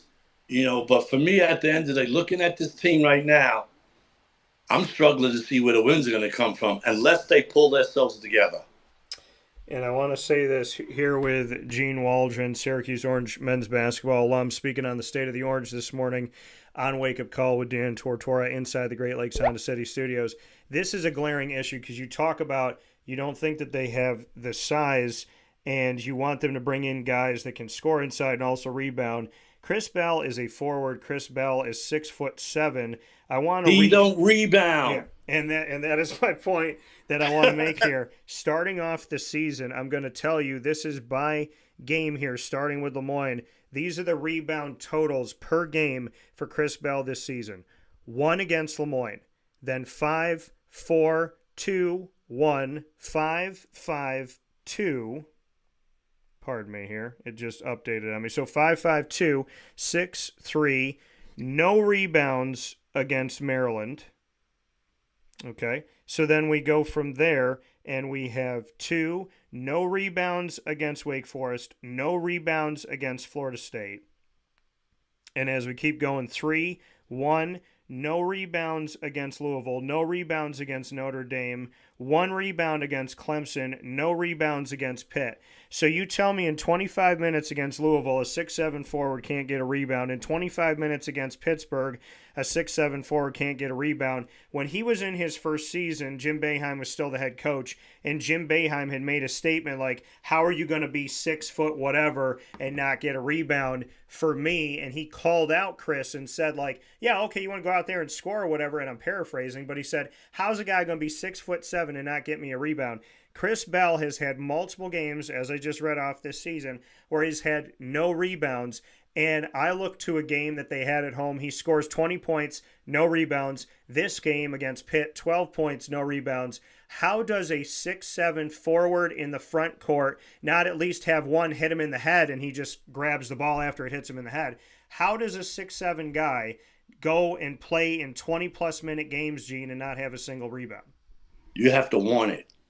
You have to want it. Me as a scout watching Chris Bell, it's like just watching. All he's going to do is he's going to be in the corner. He might put it to the floor 1 or 2 times, but for the most part, easy guard. Make him put it to the floor. He's locked up. Right. But for somebody who's probably he probably jumps higher than anybody on that team. You can't get a rebound? You've got to be able to go in and rebound. And hanging your head doesn't help the team.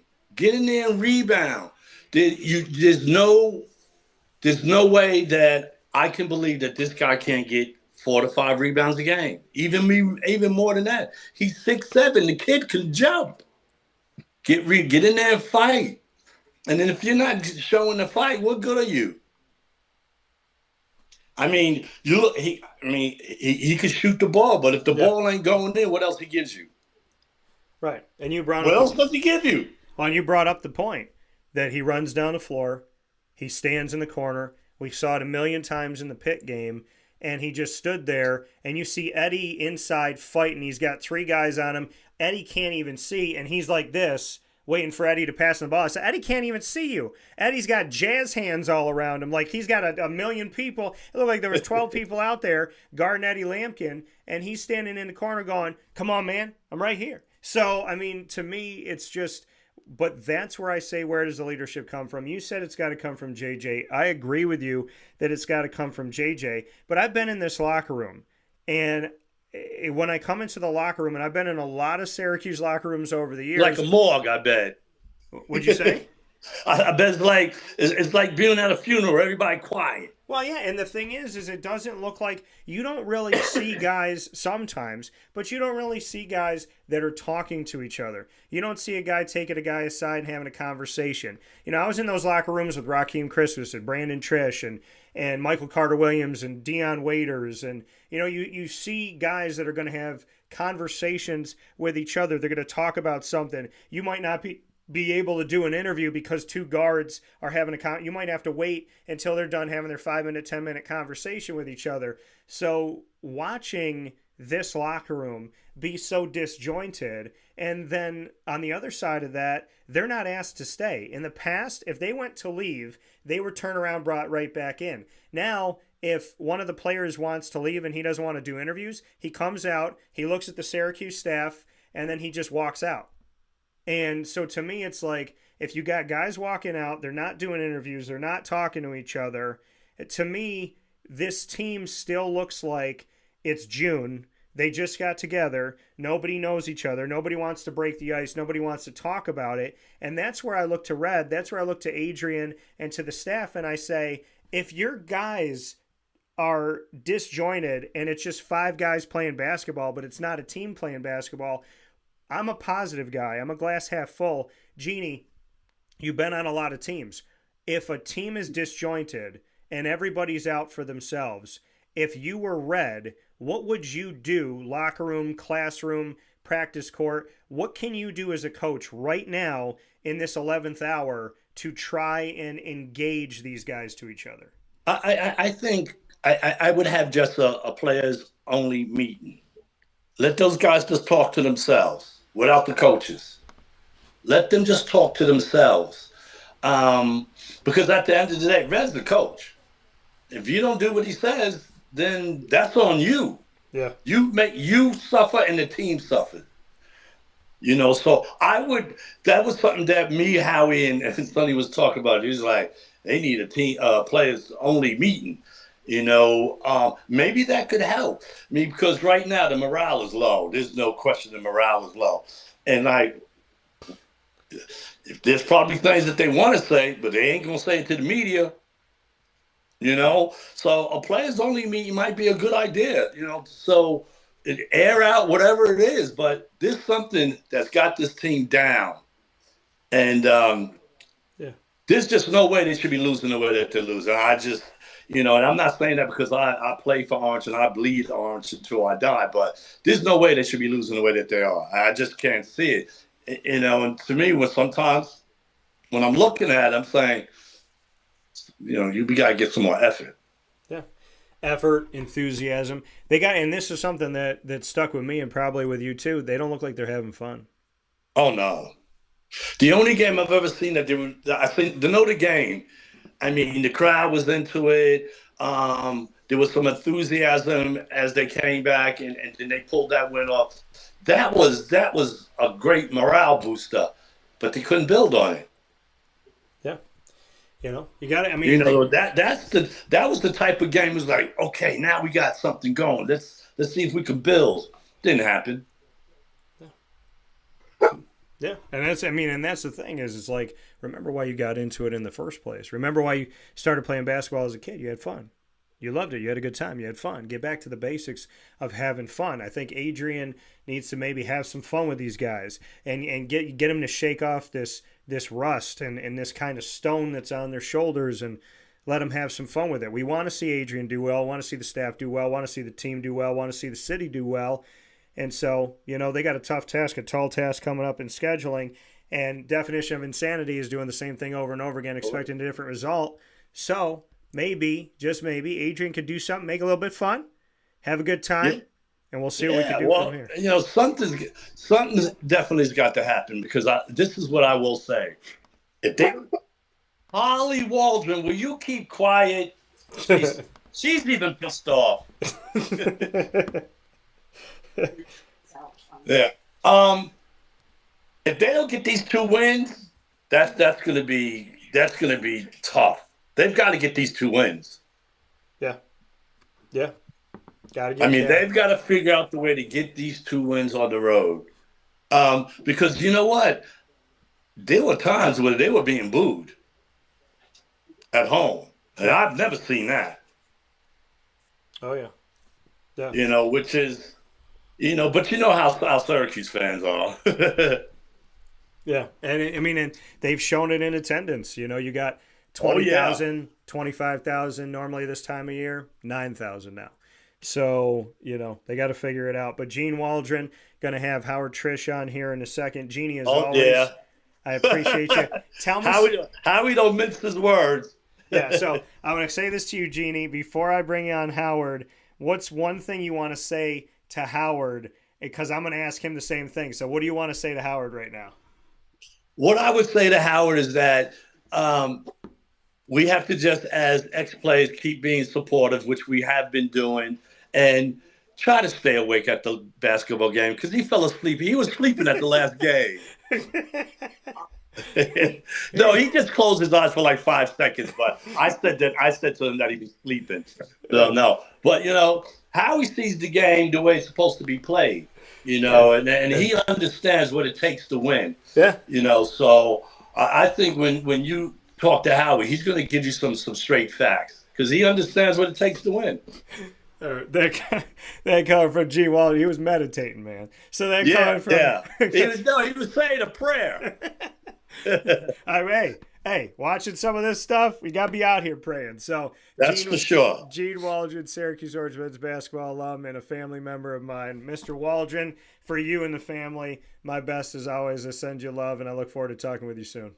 You got it, bud. Take care. All right, take care. And coming from Gene Waldron here on the broadcast, we're going to jump right into our conversation with Howard Triche here coming up in just a second here on Wake Up Call with Dan Tortora, where sports meets life. You know what we do over the years. We are known here on Wake Up Call with Dan Tortora of having as many Syracuse Orange family members as we possibly can. It's something that I just love doing.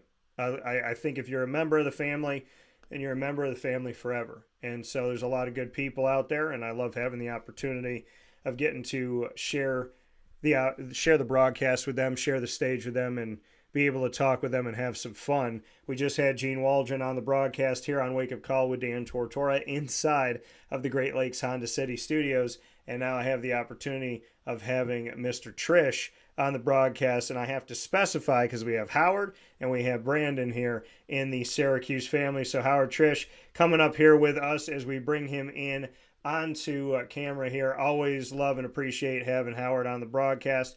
So Howard, welcome. I know I saw you over the weekend when Syracuse faced off against Pitt in the Dome. Happy to have you back here, Syracuse basketball alum Howard Triche. Howard, how are you? Oh, thanks, Dan. Happy to be on. And I just asked Jeannie, I said, what do you want to say to Howard that he should know? Because I'm going to ask Howard the same thing. And he said to you, stay awake during the basketball game. I told him you were meditating. That's what I said. Hey, I got to get my rest when I can. I'm not getting any younger.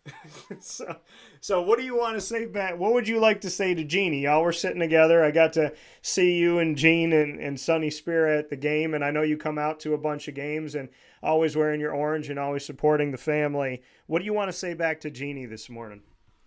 Tell Gene next time, don't wake me up.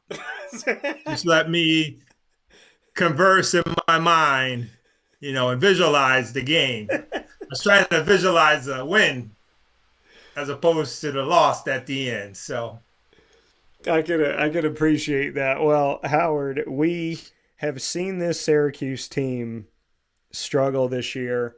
They are 9-11 at the time that we're talking. They have a losing record in the ACC. And keep in mind, folks, the ACC expanded to 18 with the addition of Cal, SMU, and Stanford, and they're not expanding the tournament. So their tournament stays at 15. They now have 18 schools. If you fall in the bottom three, you don't even get to play in the ACC tournament, which used to accept every team. What is the state of Syracuse basketball, kind of broad paintbrush in your mind right now, Howard? I think they're still trying to figure it out.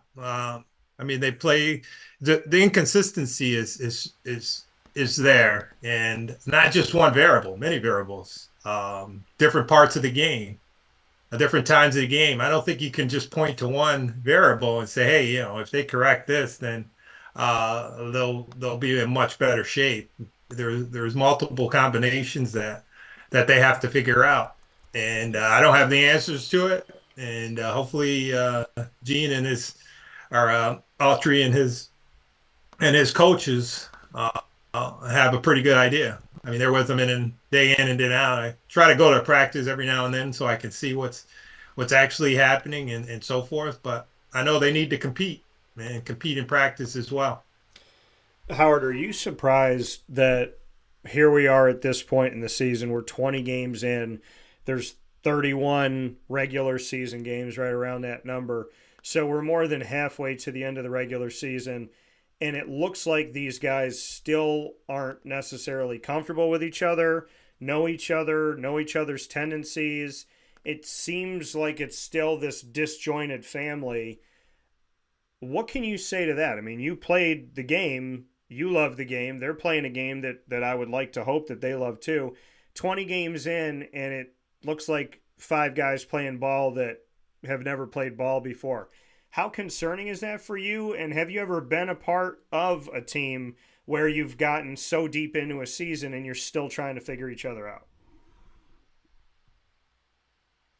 Well, typically, you get a chance to gel preseason and so forth. And, when I played and when Gene played, most of the guys were still around for 4 years. And then you were just bringing in one or two guys to hopefully that they can gel and go for it. Now you got 10 players that, from a year in and year out that you're trying to bring together. And it's not always easy to do that. So,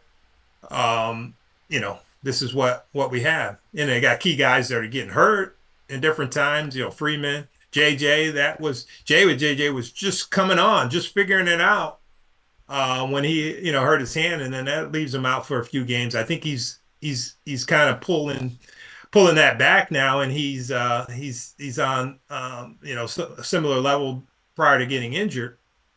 But you got other guys as well that sometimes they play well and sometimes not. Yeah. Does Audrey put in more guys to see who's playing well in the first half to try to see who's putting it together in the second half? And decisions. Coaches sometimes they can't be responsible for lack of basketball knowledge and ability. That goes back into high school and whatever else they're doing, to compete. And I don't think this is just happening here in Syracuse. I think, if you look at some other programs, similar things are happening. There's a lot of different variables that are going on. Yeah. With these NIL and the porthole that hasn't been seen before. So I kind of laugh and say, hey, there's an opportunity for somebody who's figured this out to be, the consultant of these programs and say, hey, if you do this, this, and this, you have a better chance and better state of success. The coaches and programs and around the country needs to start putting their heads together to figure out these unidentified variables that are consistent throughout the programs to who's doing well, who's figured it out. I think you need athletes all the time. First, and players with basketball knowledge, who shows knowledge of who makes good decisions, whose IQ is good, to bring them on board so they can quickly adjust to this ever-changing environment of basketball in this state of short term, and be able to identify those players and say, hey, yeah, you're going to fit in my program. That's a lot. That's a lot to contest with. And then players have to figure this out as well. That, hey, maybe I just can't jump from one program to the other. Yes, I'm making some money, but, where's my loyalty? I just wish that stuff was retroactive so I can get a cut now. Yeah, and I think a lot of student athletes like yourself wish you could go back and say, all right, what could I have gotten from the NIL deal? But knowing how things are with the NCAA and all that, they'd say, yeah, money was different back then, Howard. So what $1 million is, we're going to give you $200,000. We're going to change it up a little bit. But you talk about who's doing it right. And I mentioned this to Jeannie. I spoke with Penny Hardaway, and I've had the blessing of talking with him really since back during COVID. And him and I were discussing going into the season his team. And he said last year he went sheer talent. He went into the portal. He just looked for talented guys, wanted to get the best guys out there that were talented, bring them in. Well, it didn't work. So he said this year he did things differently. Now it wasn't just about talent. It was about bringing in guys that had more than just talent. So they're 14-4. They're in the top 25. They won an in-season tournament. They beat Michigan State. They beat UConn, the back-to-back national champions, early on in the season when it was unheard of that UConn could lose a game.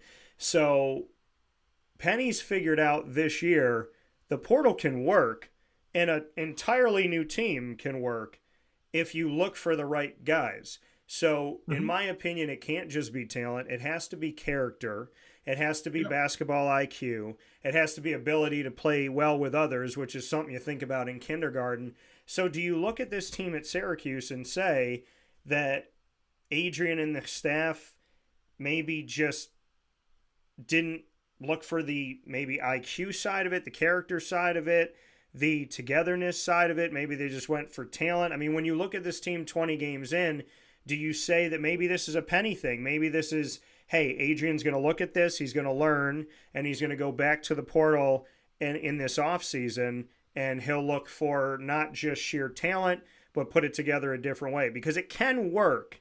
It just seems like, I don't know, I guess I'm frustrated with not only the on-the-court play, but in the locker room when I interview these guys, it looks like a locker room of individuals. And I'm used to going into a Syracuse locker room and seeing a bunch of guys that are teammates and they play with each other. When I go into this Syracuse locker room, I feel like I'm just talking to guys on an island. And it's not that they're not good guys, and it's not that they don't break down the game. I just, and it's not me knocking them as people. It's me saying, I usually go into a Syracuse locker room and I feel like I'm going into a team that's united. When I go into the locker room this year, when I go into the locker room last year, I feel like I'm talking to just a bunch of guys on an island, and I'm trying to figure out what Adrian can do to change that 20 games in. Well, again, you point to some specific variables that, again, there's tons of variables in this, and there's again, you can't identify just one.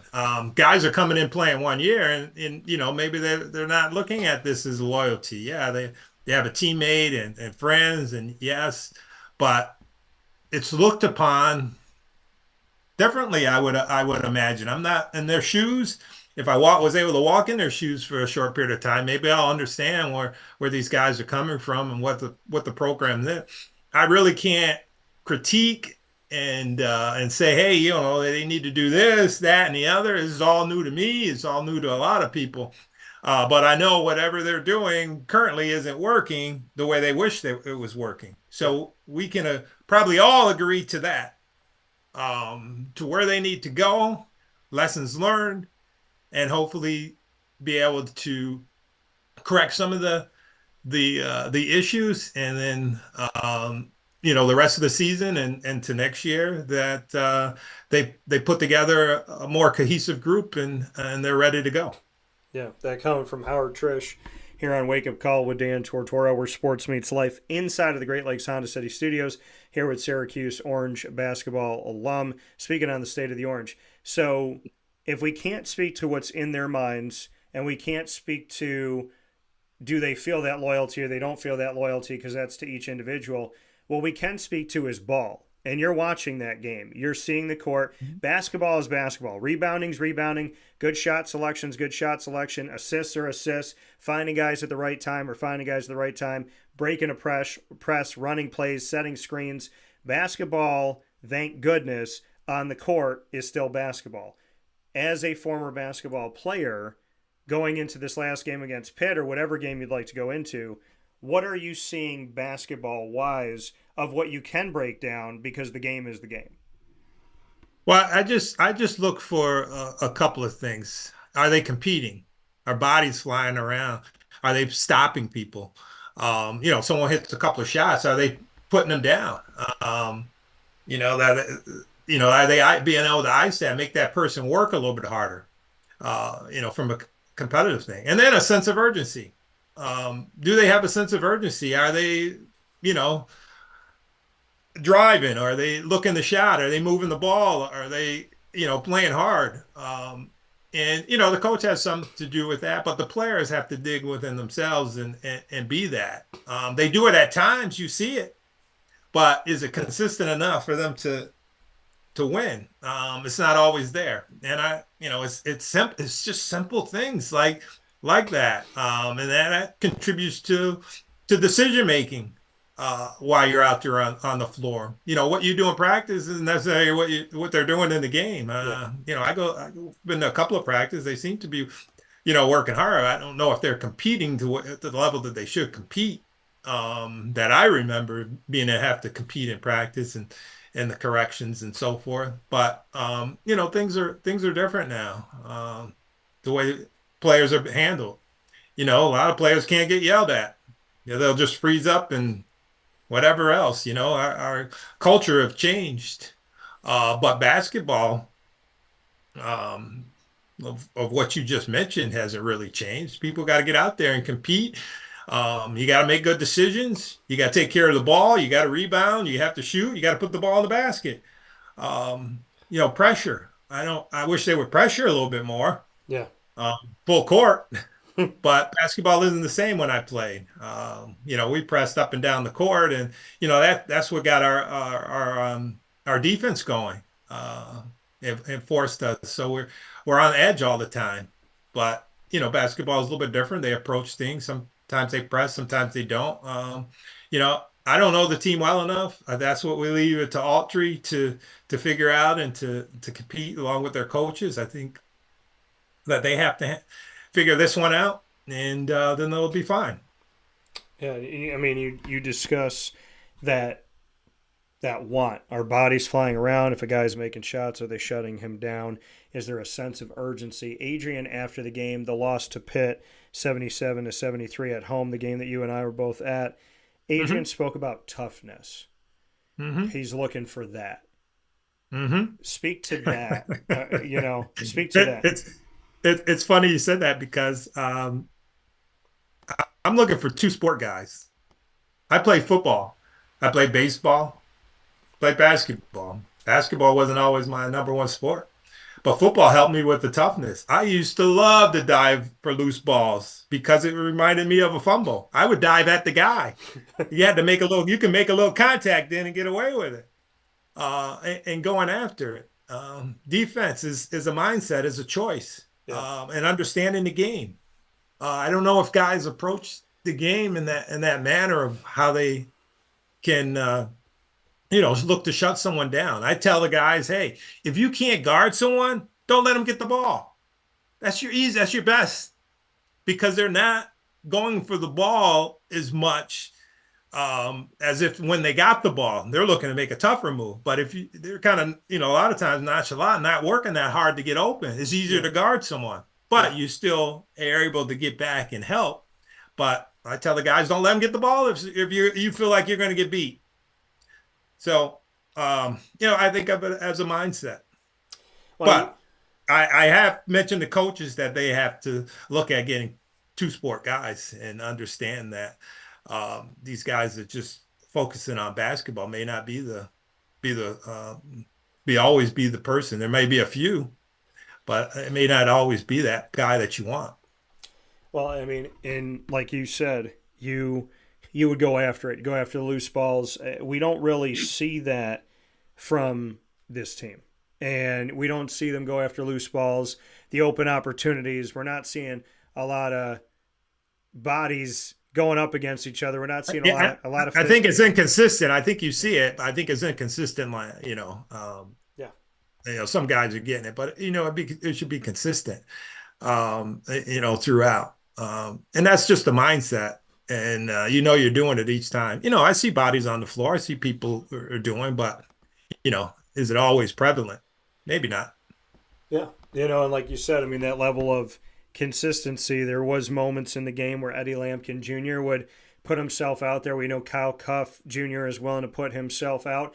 If you had to look at the end of the game, we have the post-game press conference, and I've known Adrian for over a decade. I just spoke with Jeannie about this, and I'd love to get your thoughts. The last question of the press conference, I said to Adrian, who's the leader? We're 20 games in, who's that leader? The guy that you can lean on. And he said, can you be more specific? And I said, well, you got a West Coast matchup coming up here. You got a couple games here. Who's the guy that, in the locker room and in practice, who are some of the guys that you can lean on? He looked at me and said, I'm the leader. I'm the one that leads this team. And he didn't mention a single guy. I talked to my dad about it after. My dad was like, well, maybe he said him because he doesn't have a leader yet. We were trying to kind of figure out, because to me, I thought the question was clear. Who is the guy that you can lean on? Who's this guy that, practice, locker room, who's the person? He said, it's me. My question to you is your thoughts on that. And do you think that there's a leader? You've watched these games this season. Do you see somebody with that level of consistency that you've been talking about? Well, I think, all coaches are going to take responsibility. So I think that's where that answer is coming from Altrie's thing. Ultimately, it's his responsibility. What did Gene say? Because we had a conversation about this. So who did he say? Gene said that if it had to be anybody, he would say that it would be JJ.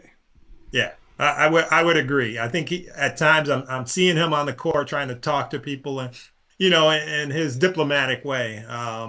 Now, if Copeland was still out on the team, when I used to go to practice, man, he would have everybody up and ready to, and he wasn't even a starter, but he had people, pulling together, and I don't see that one particular person like Copeland. I think that's a, exception. But if it has to be one person, it has to be JJ, and he has to step up. He's the leader, not only because he's scoring most of the points, but he's been there probably the longest. If I had to look at a roster and so forth, it's his third year, I believe. He has to step up. He has to understand and be able to pull guys that just came on board and help them understand. But that's leadership is you got to earn that and so forth, and you got to be seen as that by the guys to follow, along with a voice and showing. He may show more leadership through his acts as opposed to his voice, but I would say JJ at this point. So you said you talked to Gene about this prior to. What was the consensus then? Well, yeah, I think it was JJ. We kind of touched on that and different players, and we talked about multi-sport from that standpoint. When I was awake, I think I remember talking about that. And we talked about Copeland. That her name Copeland came up, and going to practice and so forth. But that's just a clip, and he was kind of crazy in practice.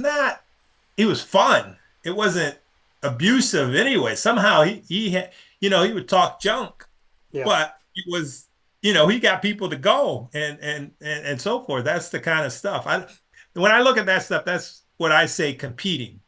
And I don't always see that, with the big guys or the guards. We always had somebody on the edge. There was always a couple of guys that really didn't get along, and they would push each other in practice. I don't know if they have that, and it's good for the competition to not always have everybody get along. But I don't know if all the guys are really nice. They're trying to get the best out of each other. If they realize once they get on the court and to compete, whether it's in practice or the game, they don't have no friends. We got no buddies. Got no buddies when I'm on the court. We got a team and we got to get people to go. And, there's some things to figure out for this team. So when you were playing, who were those guys on your squads that you just knew, like you said, not everybody's got to like each other? Who were those budding heads that you think made you better? Well, I was always competing, Raph and Jeannie and Dwayne Claire, right? I mean, Gene's a senior, Dwayne's coming in as a freshman. They were able to share the spot. They moved Gene to second guard, but he also played first. And for Dwayne, when Sherman came on, he and Dwayne butted heads, and they made each other better. Even Derek coming in, he looked at wanting to compete. So if nobody wasn't competing, he got on them. Those are the kinds of things that I'm talking about. I didn't see that in practice. Someone's not getting part of it. When you have two separate teams in practice, you have, and the two are competing. Yeah, they want to win, so they don't have to run. But are they calling out each other and say, hey, you need to stop him? That's all in good. But I don't know you can do that with players these days. I don't know. I worked hard. I fouled an awful lot when I was freshman and senior, trying to figure out, guarding bigger guys now. I thought sometimes maybe I was still playing football, I would stop. I took it on my mind from a defensive standpoint. I knew that's what I had best control over, to stop guys. Guys got pissed off at me for, throwing a forearm or stopping them or hitting them a little bit too hard. But, that's all part of the game. I just, had to adjust. So, you don't get called fouls in the game. But you got to compete. And getting on each other and help each other along is all part of it. Well, and like you said, and it makes me think of this, and something that I've heard a lot, and it echoes through any sport. If practice is so good and so physical, and guys are calling each other out and getting on each other, practice becomes harder than a game. And exactly, it should always be game. Shoot, I used to get my rest when the games, because you're not going for 2 hours. You're going for whatever amount of time, and you get a break. If you're not playing the whole game, you get a break, but it allows you to go hard for a short period of time, especially with TV time. I mean, you go for 4 minutes now, and then you got to time out again. Yeah. When we had those games, we were never tired. You can't be. They give you 2 minutes off or 3 minutes off in between, and you're going hard. Sometimes that would break up the games, but we were pressing. We tried to play hard as best we can. Some teams would slow things down a bit, and you get a rest. But when you're on a run, you should be getting after it. I'm not saying the guys are out of shape or anything like that, but you can see the difference when you're competing out there and the times they're competing, and they have competed at times. It's not that they're just out there. They just have to replicate that and make it consistent throughout the whole game, especially at this state when the talent is it's pretty good in the ACC. So they got to come ready all the time. Final note here, because you've had eyes in practice, what have you seen? Like, when you look at practice now in this 2024-25 season, what have been some of your takeaways of watching this team behind the scenes, so to speak? I think practice looks different than games, from certain aspects. Some things that they're doing in practice, like, wow, they're not doing that in the game. The stuff that JJ does, I don't necessarily see in practice, but he's able to beat the guys. So I question, are they, because they're, from what I see, play differently? I've only seen 2 practice. I don't know. I'm just saying this from what I see, little that I know of, and little that I saw, to just put this out there that, what you do in practice is consequently what you're going to do in the game, or what you would hope to.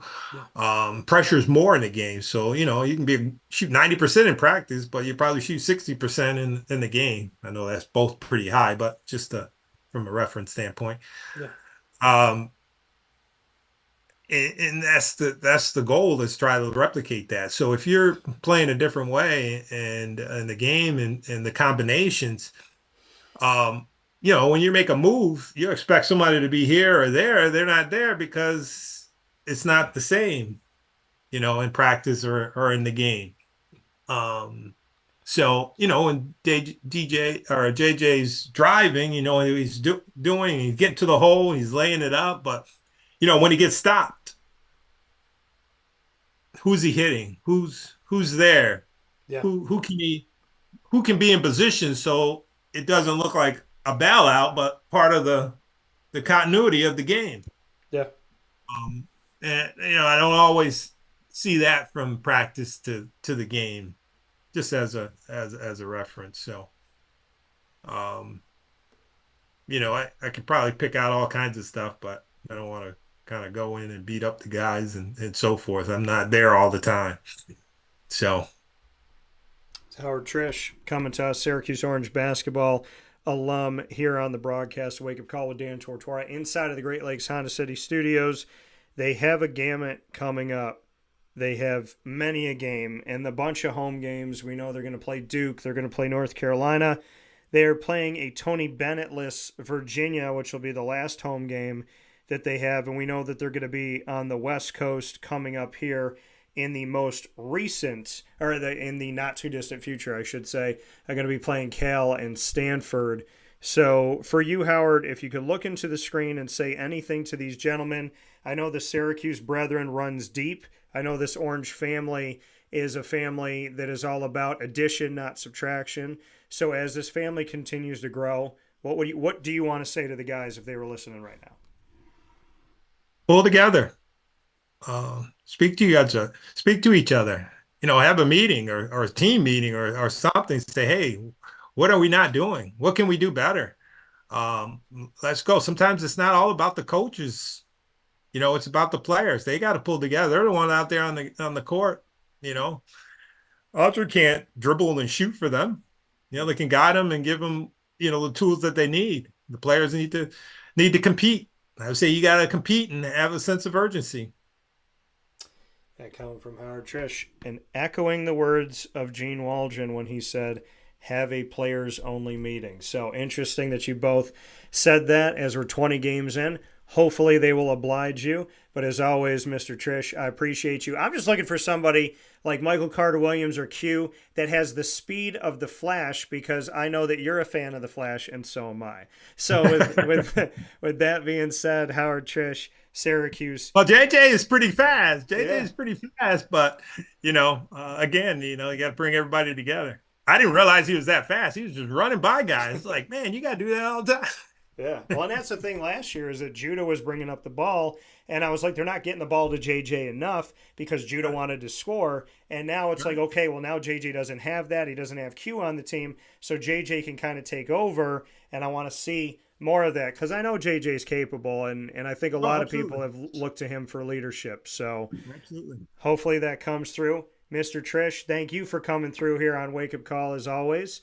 And I'll look forward to talking with you soon. It always goes by so fast, but I appreciate your time. And I'm not going to get on you because sometimes when I'm sitting there, I gotta have a little talk to Jesus moment with my eyes closed. So that's okay. Hey, that's not the only place. I can go no matter where I'm at. I gotta take a little snooze every now and then to reflect. Nothing wrong with that. I must not be sleeping enough at night. Well, all I could say is good talking with you, Dan. Good talking with you too. And guys from New York, we understand. It doesn't matter how loud it is, we can fall asleep. So I got another story for you for another time when I was at a Lakers game, and I think it was Irving. He had like 26 assists that game, and unbelievable. I missed half the game sleeping. I was so tired and so forth. The only thing that woke me up was when they had timeout and the cheerleaders or something came up, and I woke up. So I could probably nap anywhere. Yeah. Well, I will join you with that. Also a good time to wake up, Mr. Triche. So with that being said, God bless to you and the family. I'm awake now. I'm awake for your show, though. I was awake. Yeah, you did it. So thank you for that, and I look forward to talking with you soon. God bless to you and your family. Yeah, you too. Same. Right back at you. Thanks, Dan. Bye. Thank you. Take care. And coming from Howard Triche here on the broadcast, Wake Up Call with Dan Tortora, where sports truly meets that thing called life. We're going to take a step aside here inside of the Great Lakes Honda City Studios, and we'll be back right after this on Wake Up Call. Thanks for being with us. Here's a message from Renee from Bryan's Landing, located on 6523 East Seneca Turnpike in Jamesville, New York. Open Tuesdays and Wednesdays for dinner, Thursday through Saturday for lunch and dinner, and Sundays for brunch. It's a lot like the way that my mom and dad ran their restaurant. We have put in place a lot of people that are family to us, very similar to how my dad hired people that were family to him. And then the tradition I'm carrying on is a lot of the items that are on our menu are my dad's. And he taught our chefs how to recreate his dishes. So I think that Tommy McNerney, who our executive chef is, to him it is an art.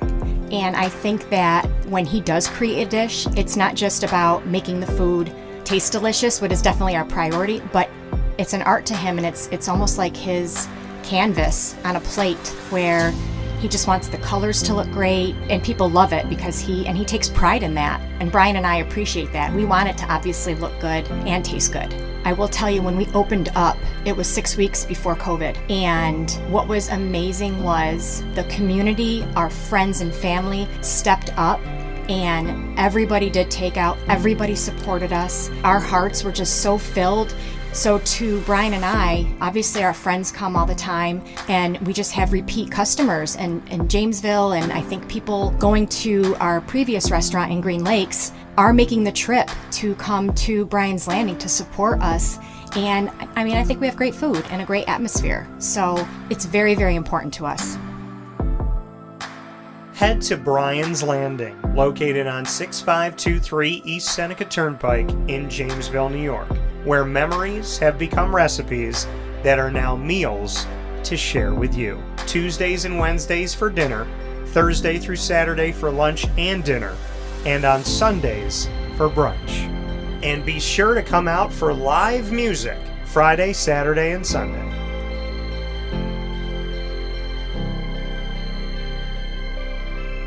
Here is a special message from Brian Bruno, owner of Servomation Refreshments Incorporated. I grew up in the family business, had the experience of working for a national food service company with thousands of employees, and as much as I enjoyed the experience I had, there's something about, owning my own company and being able to change the things I saw wrong with the industry firsthand, which is why I moved back to my hometown in Canastota, New York, to launch Servomation. It was back in 2007. When we first started the business in 2007, really you didn't find any machines with credit card readers. There was a lack of variety in machines. You got stuck with basically whatever the vending company wanted to sell that day. There was a lot of inefficiencies in the business, and those were all things that we saw as opportunities, both from a customer level to improve and from an operating level to be more efficient. We've really been at the forefront of introducing retail technology into our space. We were doing self-checkout back in 2009 before it really became a national phenomenon. The whole point of it isn't to just improve the customer experience. It's to make it feel more like a retail environment where people don't have to be afraid of what they're buying behind glass. They don't have to be afraid of not being able to see the ingredients of the packages. It was an easy transaction from that standpoint.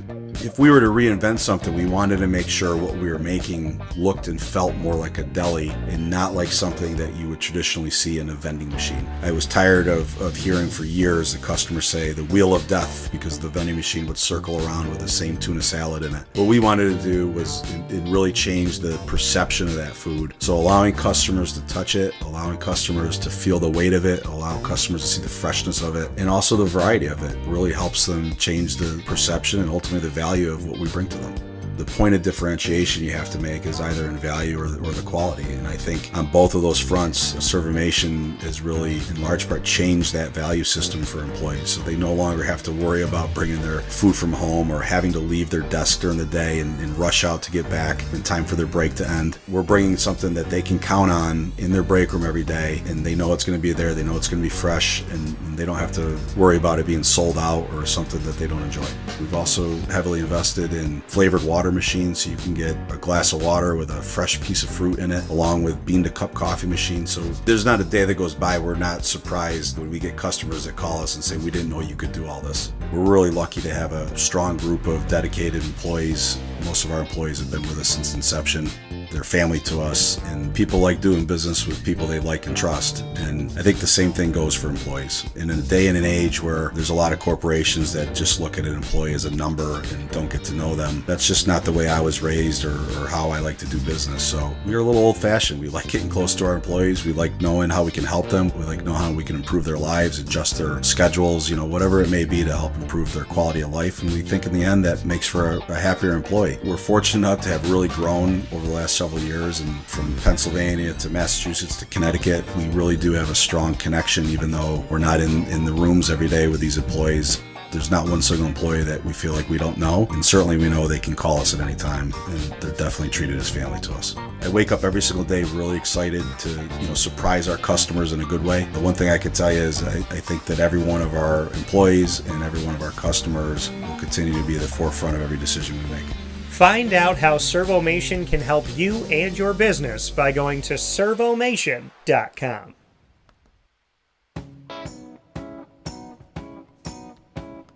In these unique times, there are those in our community that give us a sense of normalcy and positivity. Pizza Man on 50 Oswego Street in Baldwinsville has been here for you for over 35 years and is here now.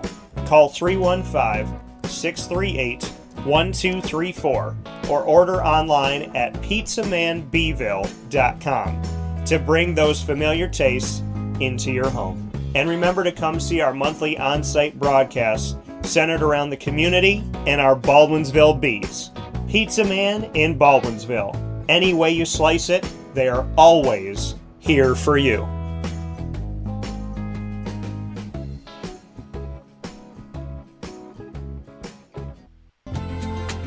Looking for your next ride?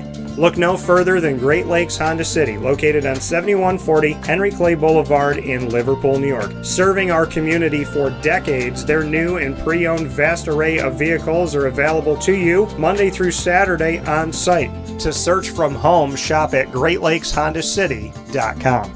Call 315-365-5576 to set up an appointment. That's 315-365-5576 for Great Lakes Honda City, 7140 Henry Clay Boulevard in Liverpool, New York. Great cars, great people, Great Lakes.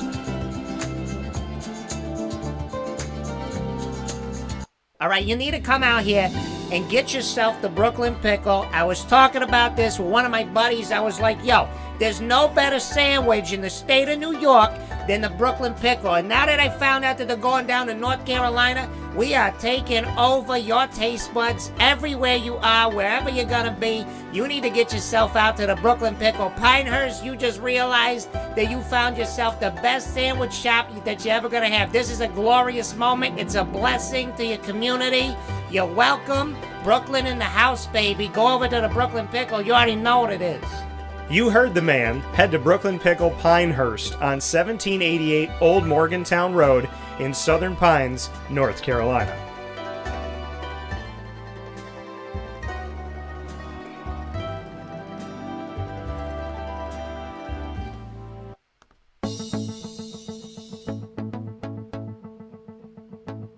Avicoli's, located on the corner of Route 57 and Wetzel Road in Liverpool, New York, has been your trusted neighbor for decades. Located just steps from Liverpool High School, we're happy to have the Liverpool Warriors on-site, on-location broadcast at Avicoli's through Wake Up Call with Dan Tortora every single month, featuring student athletes, coaches, and administration throughout the year from Liverpool High School. Head out to Avicoli's today on the corner of Route 57 and Wetzel Road in Liverpool, New York, open Tuesday through Sunday for lunch, dinner, and drinks. We'd love to see you out there, and of course you can call them at 315-622-5100 for takeout, delivery, and catering. That's 315-622-5100, and also find them on myavicolis.com. That's myavicollis.com.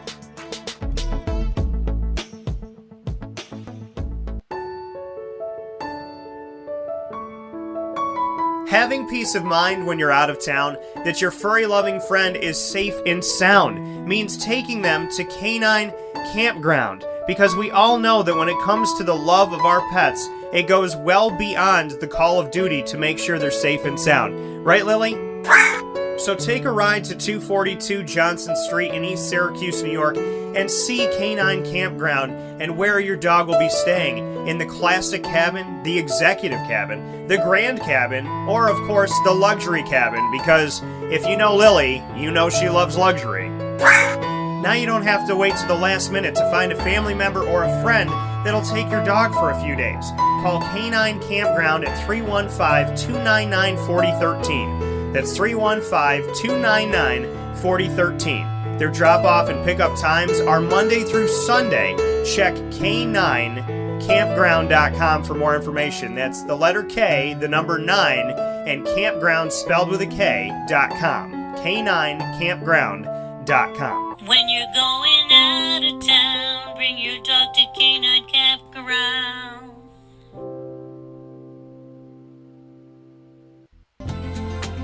Looking for your next ride? Look no further than Great Lakes Honda City, located on 7140 Henry Clay Boulevard in Liverpool, New York. Serving our community for decades, their new and pre-owned vast array of vehicles are available to you Monday through Saturday on site. To search from home, shop at GreatLakesHondaCity.com. Call 315-365-5576 to set up an appointment. That's 315-365-5576 for Great Lakes Honda City, 7140 Henry Clay Boulevard in Liverpool, New York. Great cars, great people, Great Lakes.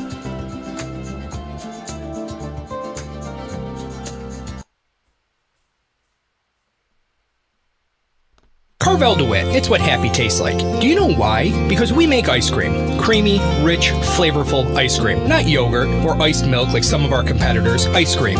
Fresh, by hand, daily. For the calorie conscious, we have something new for you. Our new Carvelite. Same great flavor, creaminess, and texture of our regular ice cream with only 35 calories an ounce. So whether you want an ice cream cake, flying saucer, dasher, carvalanche, hard or soft ice cream, we will satisfy your craving with our fresh, handmade regular or new Carvelite ice cream. Carvel DeWitt. It's what happy tastes like.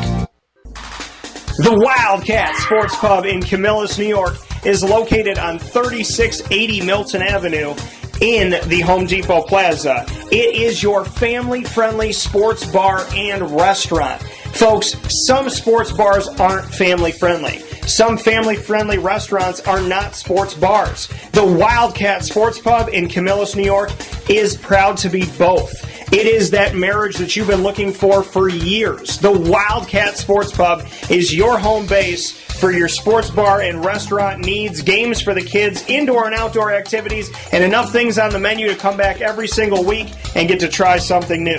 They're open Sundays from noon to 8 p.m., Monday through Wednesday, 11 a.m. to 11 p.m., and Thursday through Saturday from 11 a.m. to midnight. For reservations and party information, call 315-487-2222 for the Wildcat family-friendly sports pub and restaurant.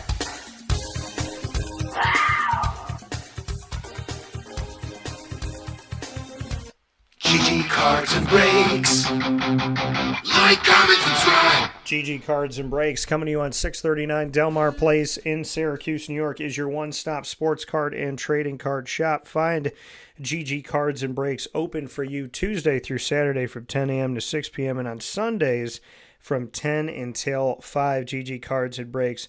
Such an amazing, amazing experience to be a big kid every single day. If you're a kid, be a kid. If you're an adult, there's nothing wrong with being a big kid. That spirit, keeping that spirit alive. Why not do that with your favorite teams, your favorite players, and your favorite characters? Disney Lorcana, Yu-Gi-Oh!, Pokemon, Magic the Gathering, as well as hockey, soccer, basketball, football, baseball. The only store that I know that has every MLB, every NBA, and every NFL team right at GG Cards and Breaks. Singles, graded cards, packs, boxes, and all the supplies you need to keep your cards safe and travel them back and forth. So many wonderful ways to experience GG Cards and Breaks, and it's right here in our community. Support local, support small business, support GG Cards and Breaks. 639 Delmar Place in Syracuse, New York. Open Tuesday through Saturday from 10 a.m. to 6 p.m. and on Sundays from 10 to 5. With that being said, here on Wake Up Call with Dan Tortora, where sports truly meets that thing called life. I appreciate you so very much. Speaking with Gene Waldron and Howard Triche, Syracuse Orange basketball alum and members of the Orange Brotherhood. We were speaking on this season and moving forward. Well, Syracuse is going to move forward with 2 road games that they're going to have on the West Coast. And here's the crazy thing about this, folks. These games are going to be late. Now, normally you say, okay, you play the game at 5 on the West Coast so that you get an 8 o'clock game on the East Coast, right? That makes sense because it's prime time. Well, no. You're going to get prime time on the West Coast serving Stanford and serving Cal. So Stanford this Wednesday, January 29th, is going to host Syracuse at 8 p.m. their time, 11 p.m. East Coast time, which means Orange fans, if you want to stay up and watch this game, you're going to be up until about 2 o'clock in the morning. And then the game on Saturday, February 1st, it'll be at 10 p.m. Syracuse at Cal, which means you'll be up until 1 o'clock in the morning on Saturday if you want to watch that game. Then Syracuse is back at home Wednesday, February 5th against Duke at 7 p.m. Eastern time. And then they'll be at home on Saturday, February 8th against Boston College at 3:15 p.m. Eastern time, which is cool because 315 is the area code of Syracuse, my hometown. Then they'll head to Coral Gables, Florida to face off against Miami, who is still winless in the ACC. That game is Tuesday, February 11th at 7 p.m. Eastern time. Then Syracuse will host North Carolina in the Dome on Saturday, February 15th, the day after Valentine's Day at 6 p.m. Eastern time. And then they'll have Pittsburgh again, this time on the road at the Peterson Event Center in Pittsburgh, Pennsylvania, Tuesday, February 18th at 7 p.m. NC State will be home against Syracuse, so Syracuse will return home on February 26th, a Wednesday at 7 p.m. to host NC State. And then they'll have Virginia Tech on the road in Blacksburg March 1st on a Saturday at noon. And then they'll head to Dallas for Tuesday, March 4th. A lot of Tuesday games later on in the season for the Orange instead of Wednesday. There are Wednesdays, but a bunch of Tuesday games. SMU will host Syracuse in Dallas, Texas, March 4th on a Tuesday at 9 p.m. Eastern time, which is only going to be 8 p.m. for those in Texas. And then Syracuse will round out the regular season Saturday, March 8th, in the Dome at 8 p.m. Eastern time. So you got a primetime game at 8 o'clock at night on a Saturday. Not a midday game, not an early game. Saturday, March 8th, Virginia comes to the Dome.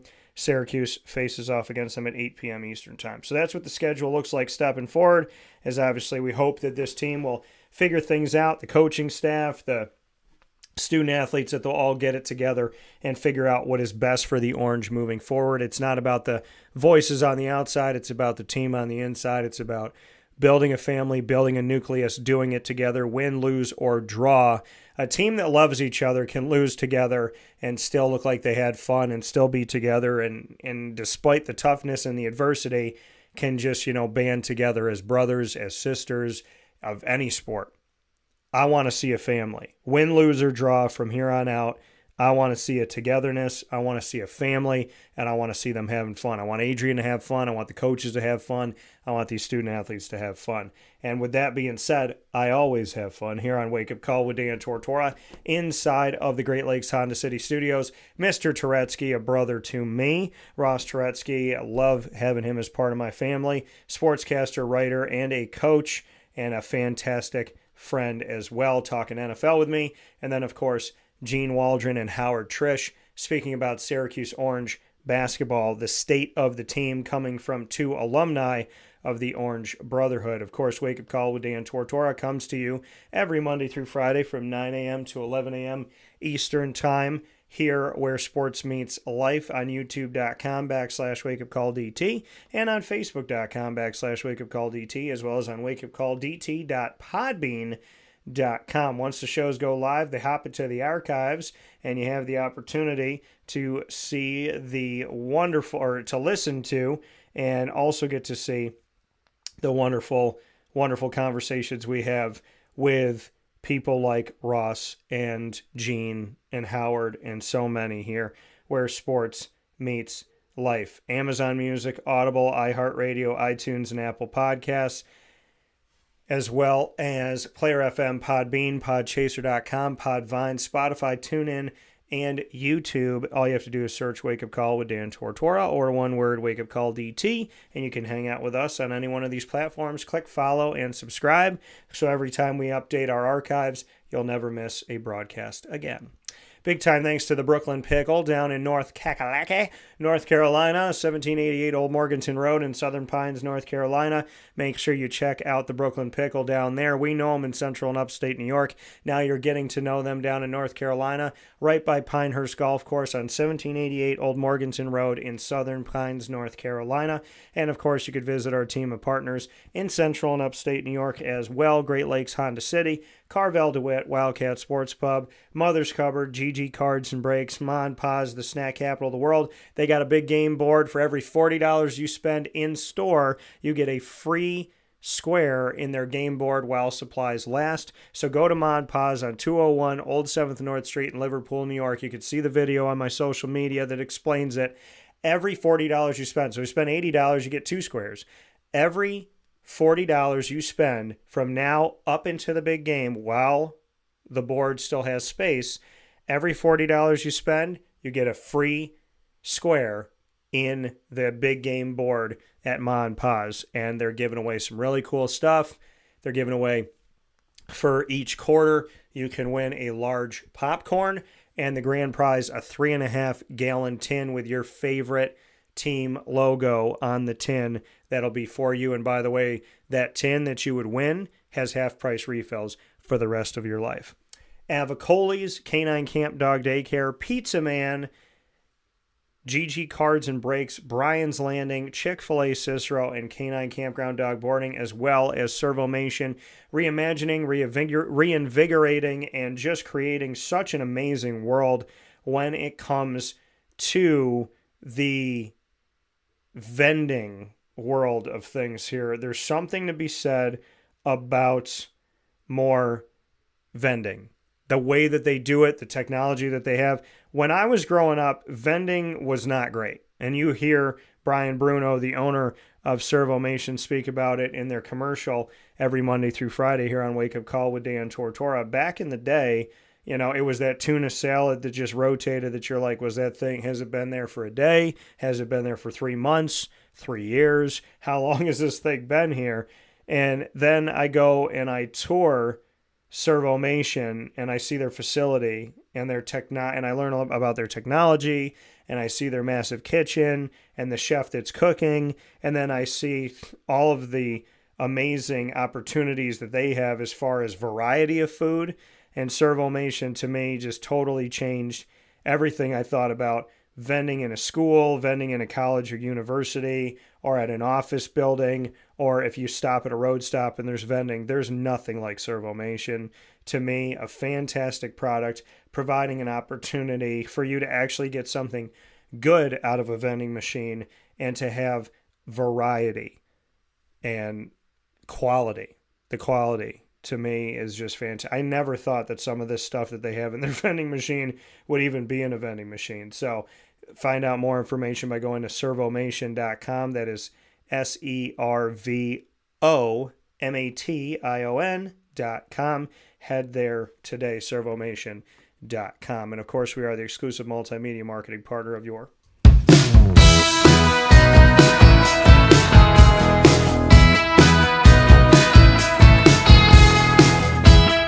Lemoyne College Dolphins. It's Fins Up every single month on Wake Up Call with Dan Tortora. Find your Dolphins by simply coming here to us on Wake Up Call. Wednesdays at 9 a.m. Eastern Time is Dolphin Time with student athletes, coaches, and administration. You can find your Dolphins hanging out with us. And, of course, you go to our YouTube channel on youtube.com/wakeupcalldt. Click subscribe, hit the notification bell, and, of course, find our Lemoyne playlist of student athletes, coaches, administration, future Dolphins, and alumni. Get it all in one place. You can also go to wakeupcalldt.com, see the Dolphins on the homepage, and underneath the exclusive partners tab. For more information, go to LeMoyneDolphins.com, and always and forever, Fins Up.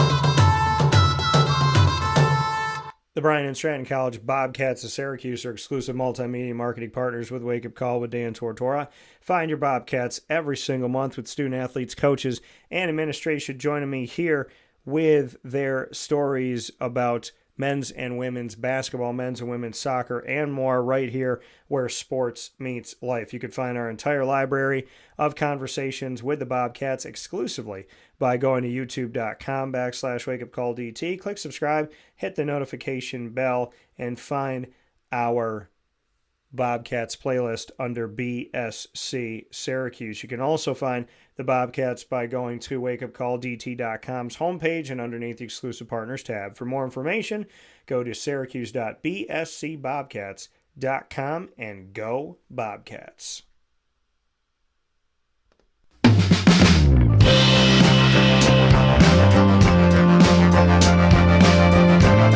The Binghamton University Bearcats are exclusive multimedia marketing partners with Wake Up Call with Dan Tortora. Find your Bearcats every Tuesday during Bearcat Time. The Bearcats joining me here where sports meets life with student athletes, coaches, and administration joining the show here inside of Bearcat Time, Tuesdays at 10 a.m. Eastern Time weekly. You can find all of our content with the Bearcats by going to youtube.com/wakeupcalldt. Click subscribe, hit the notification bell, and find our Binghamton playlist. You can also find the Bearcats on wakeupcalldt.com's homepage and underneath the exclusive partners tab. For more information, go to binghamtonbearcats.com and go Bearcats.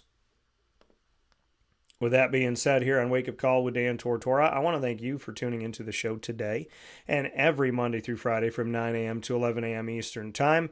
The wonderful, wonderful guest that we had today, I want to give a special thank you to Ross Turetsky as well as Gene Waldron and Howard Triche. I look forward to spending the rest of the week with you by the grace of God, but I would also like to tell you that you can come and see us tonight, get great food and a great experience in a great place. Pizza Man and I are going to be hosting the Baldwinsville Bees boys basketball team in season tonight. With their head coach and their student athletes, I will be on stage at Pizza Man Pub on 50 Oswego Street in Baldwinsville, New York, and I will be there tonight, Monday, January 27th at 7:30 p.m. with the Baldwinsville Bees boys basketball team. So I look forward to seeing you tonight. We got an extra broadcast, a wake-up call coming to you tonight on site at Pizza Man Pub, 50 Oswego Street in Baldwinsville, New York. Cannot wait to see you and see the Baldwinsville Bee family tonight, Monday, January 27th at 7:30 on stage at Pizza Man. Come and get some sweet heat pizza, some lemon pepper extra crispy wings, and all of the fantastic stuff they have on the menu. Tonight, it's dinner and a show for Baldwinsville, being on-site, on location with me at Pizza Man, Monday, January 27th, tonight at 7:30 p.m. Eastern Time. We'll see you on stage. So many thanks to Ross Turetsky, many thanks to Gene Waldron, many thanks to Howard Triche, Facebook at WakeUpCallDT, X at CallDT, Instagram at WakeUpCall_DT, and many thanks to you from the Great Lakes Honda City Studios. God bless. No stress. Do your best. Have a wonderful day.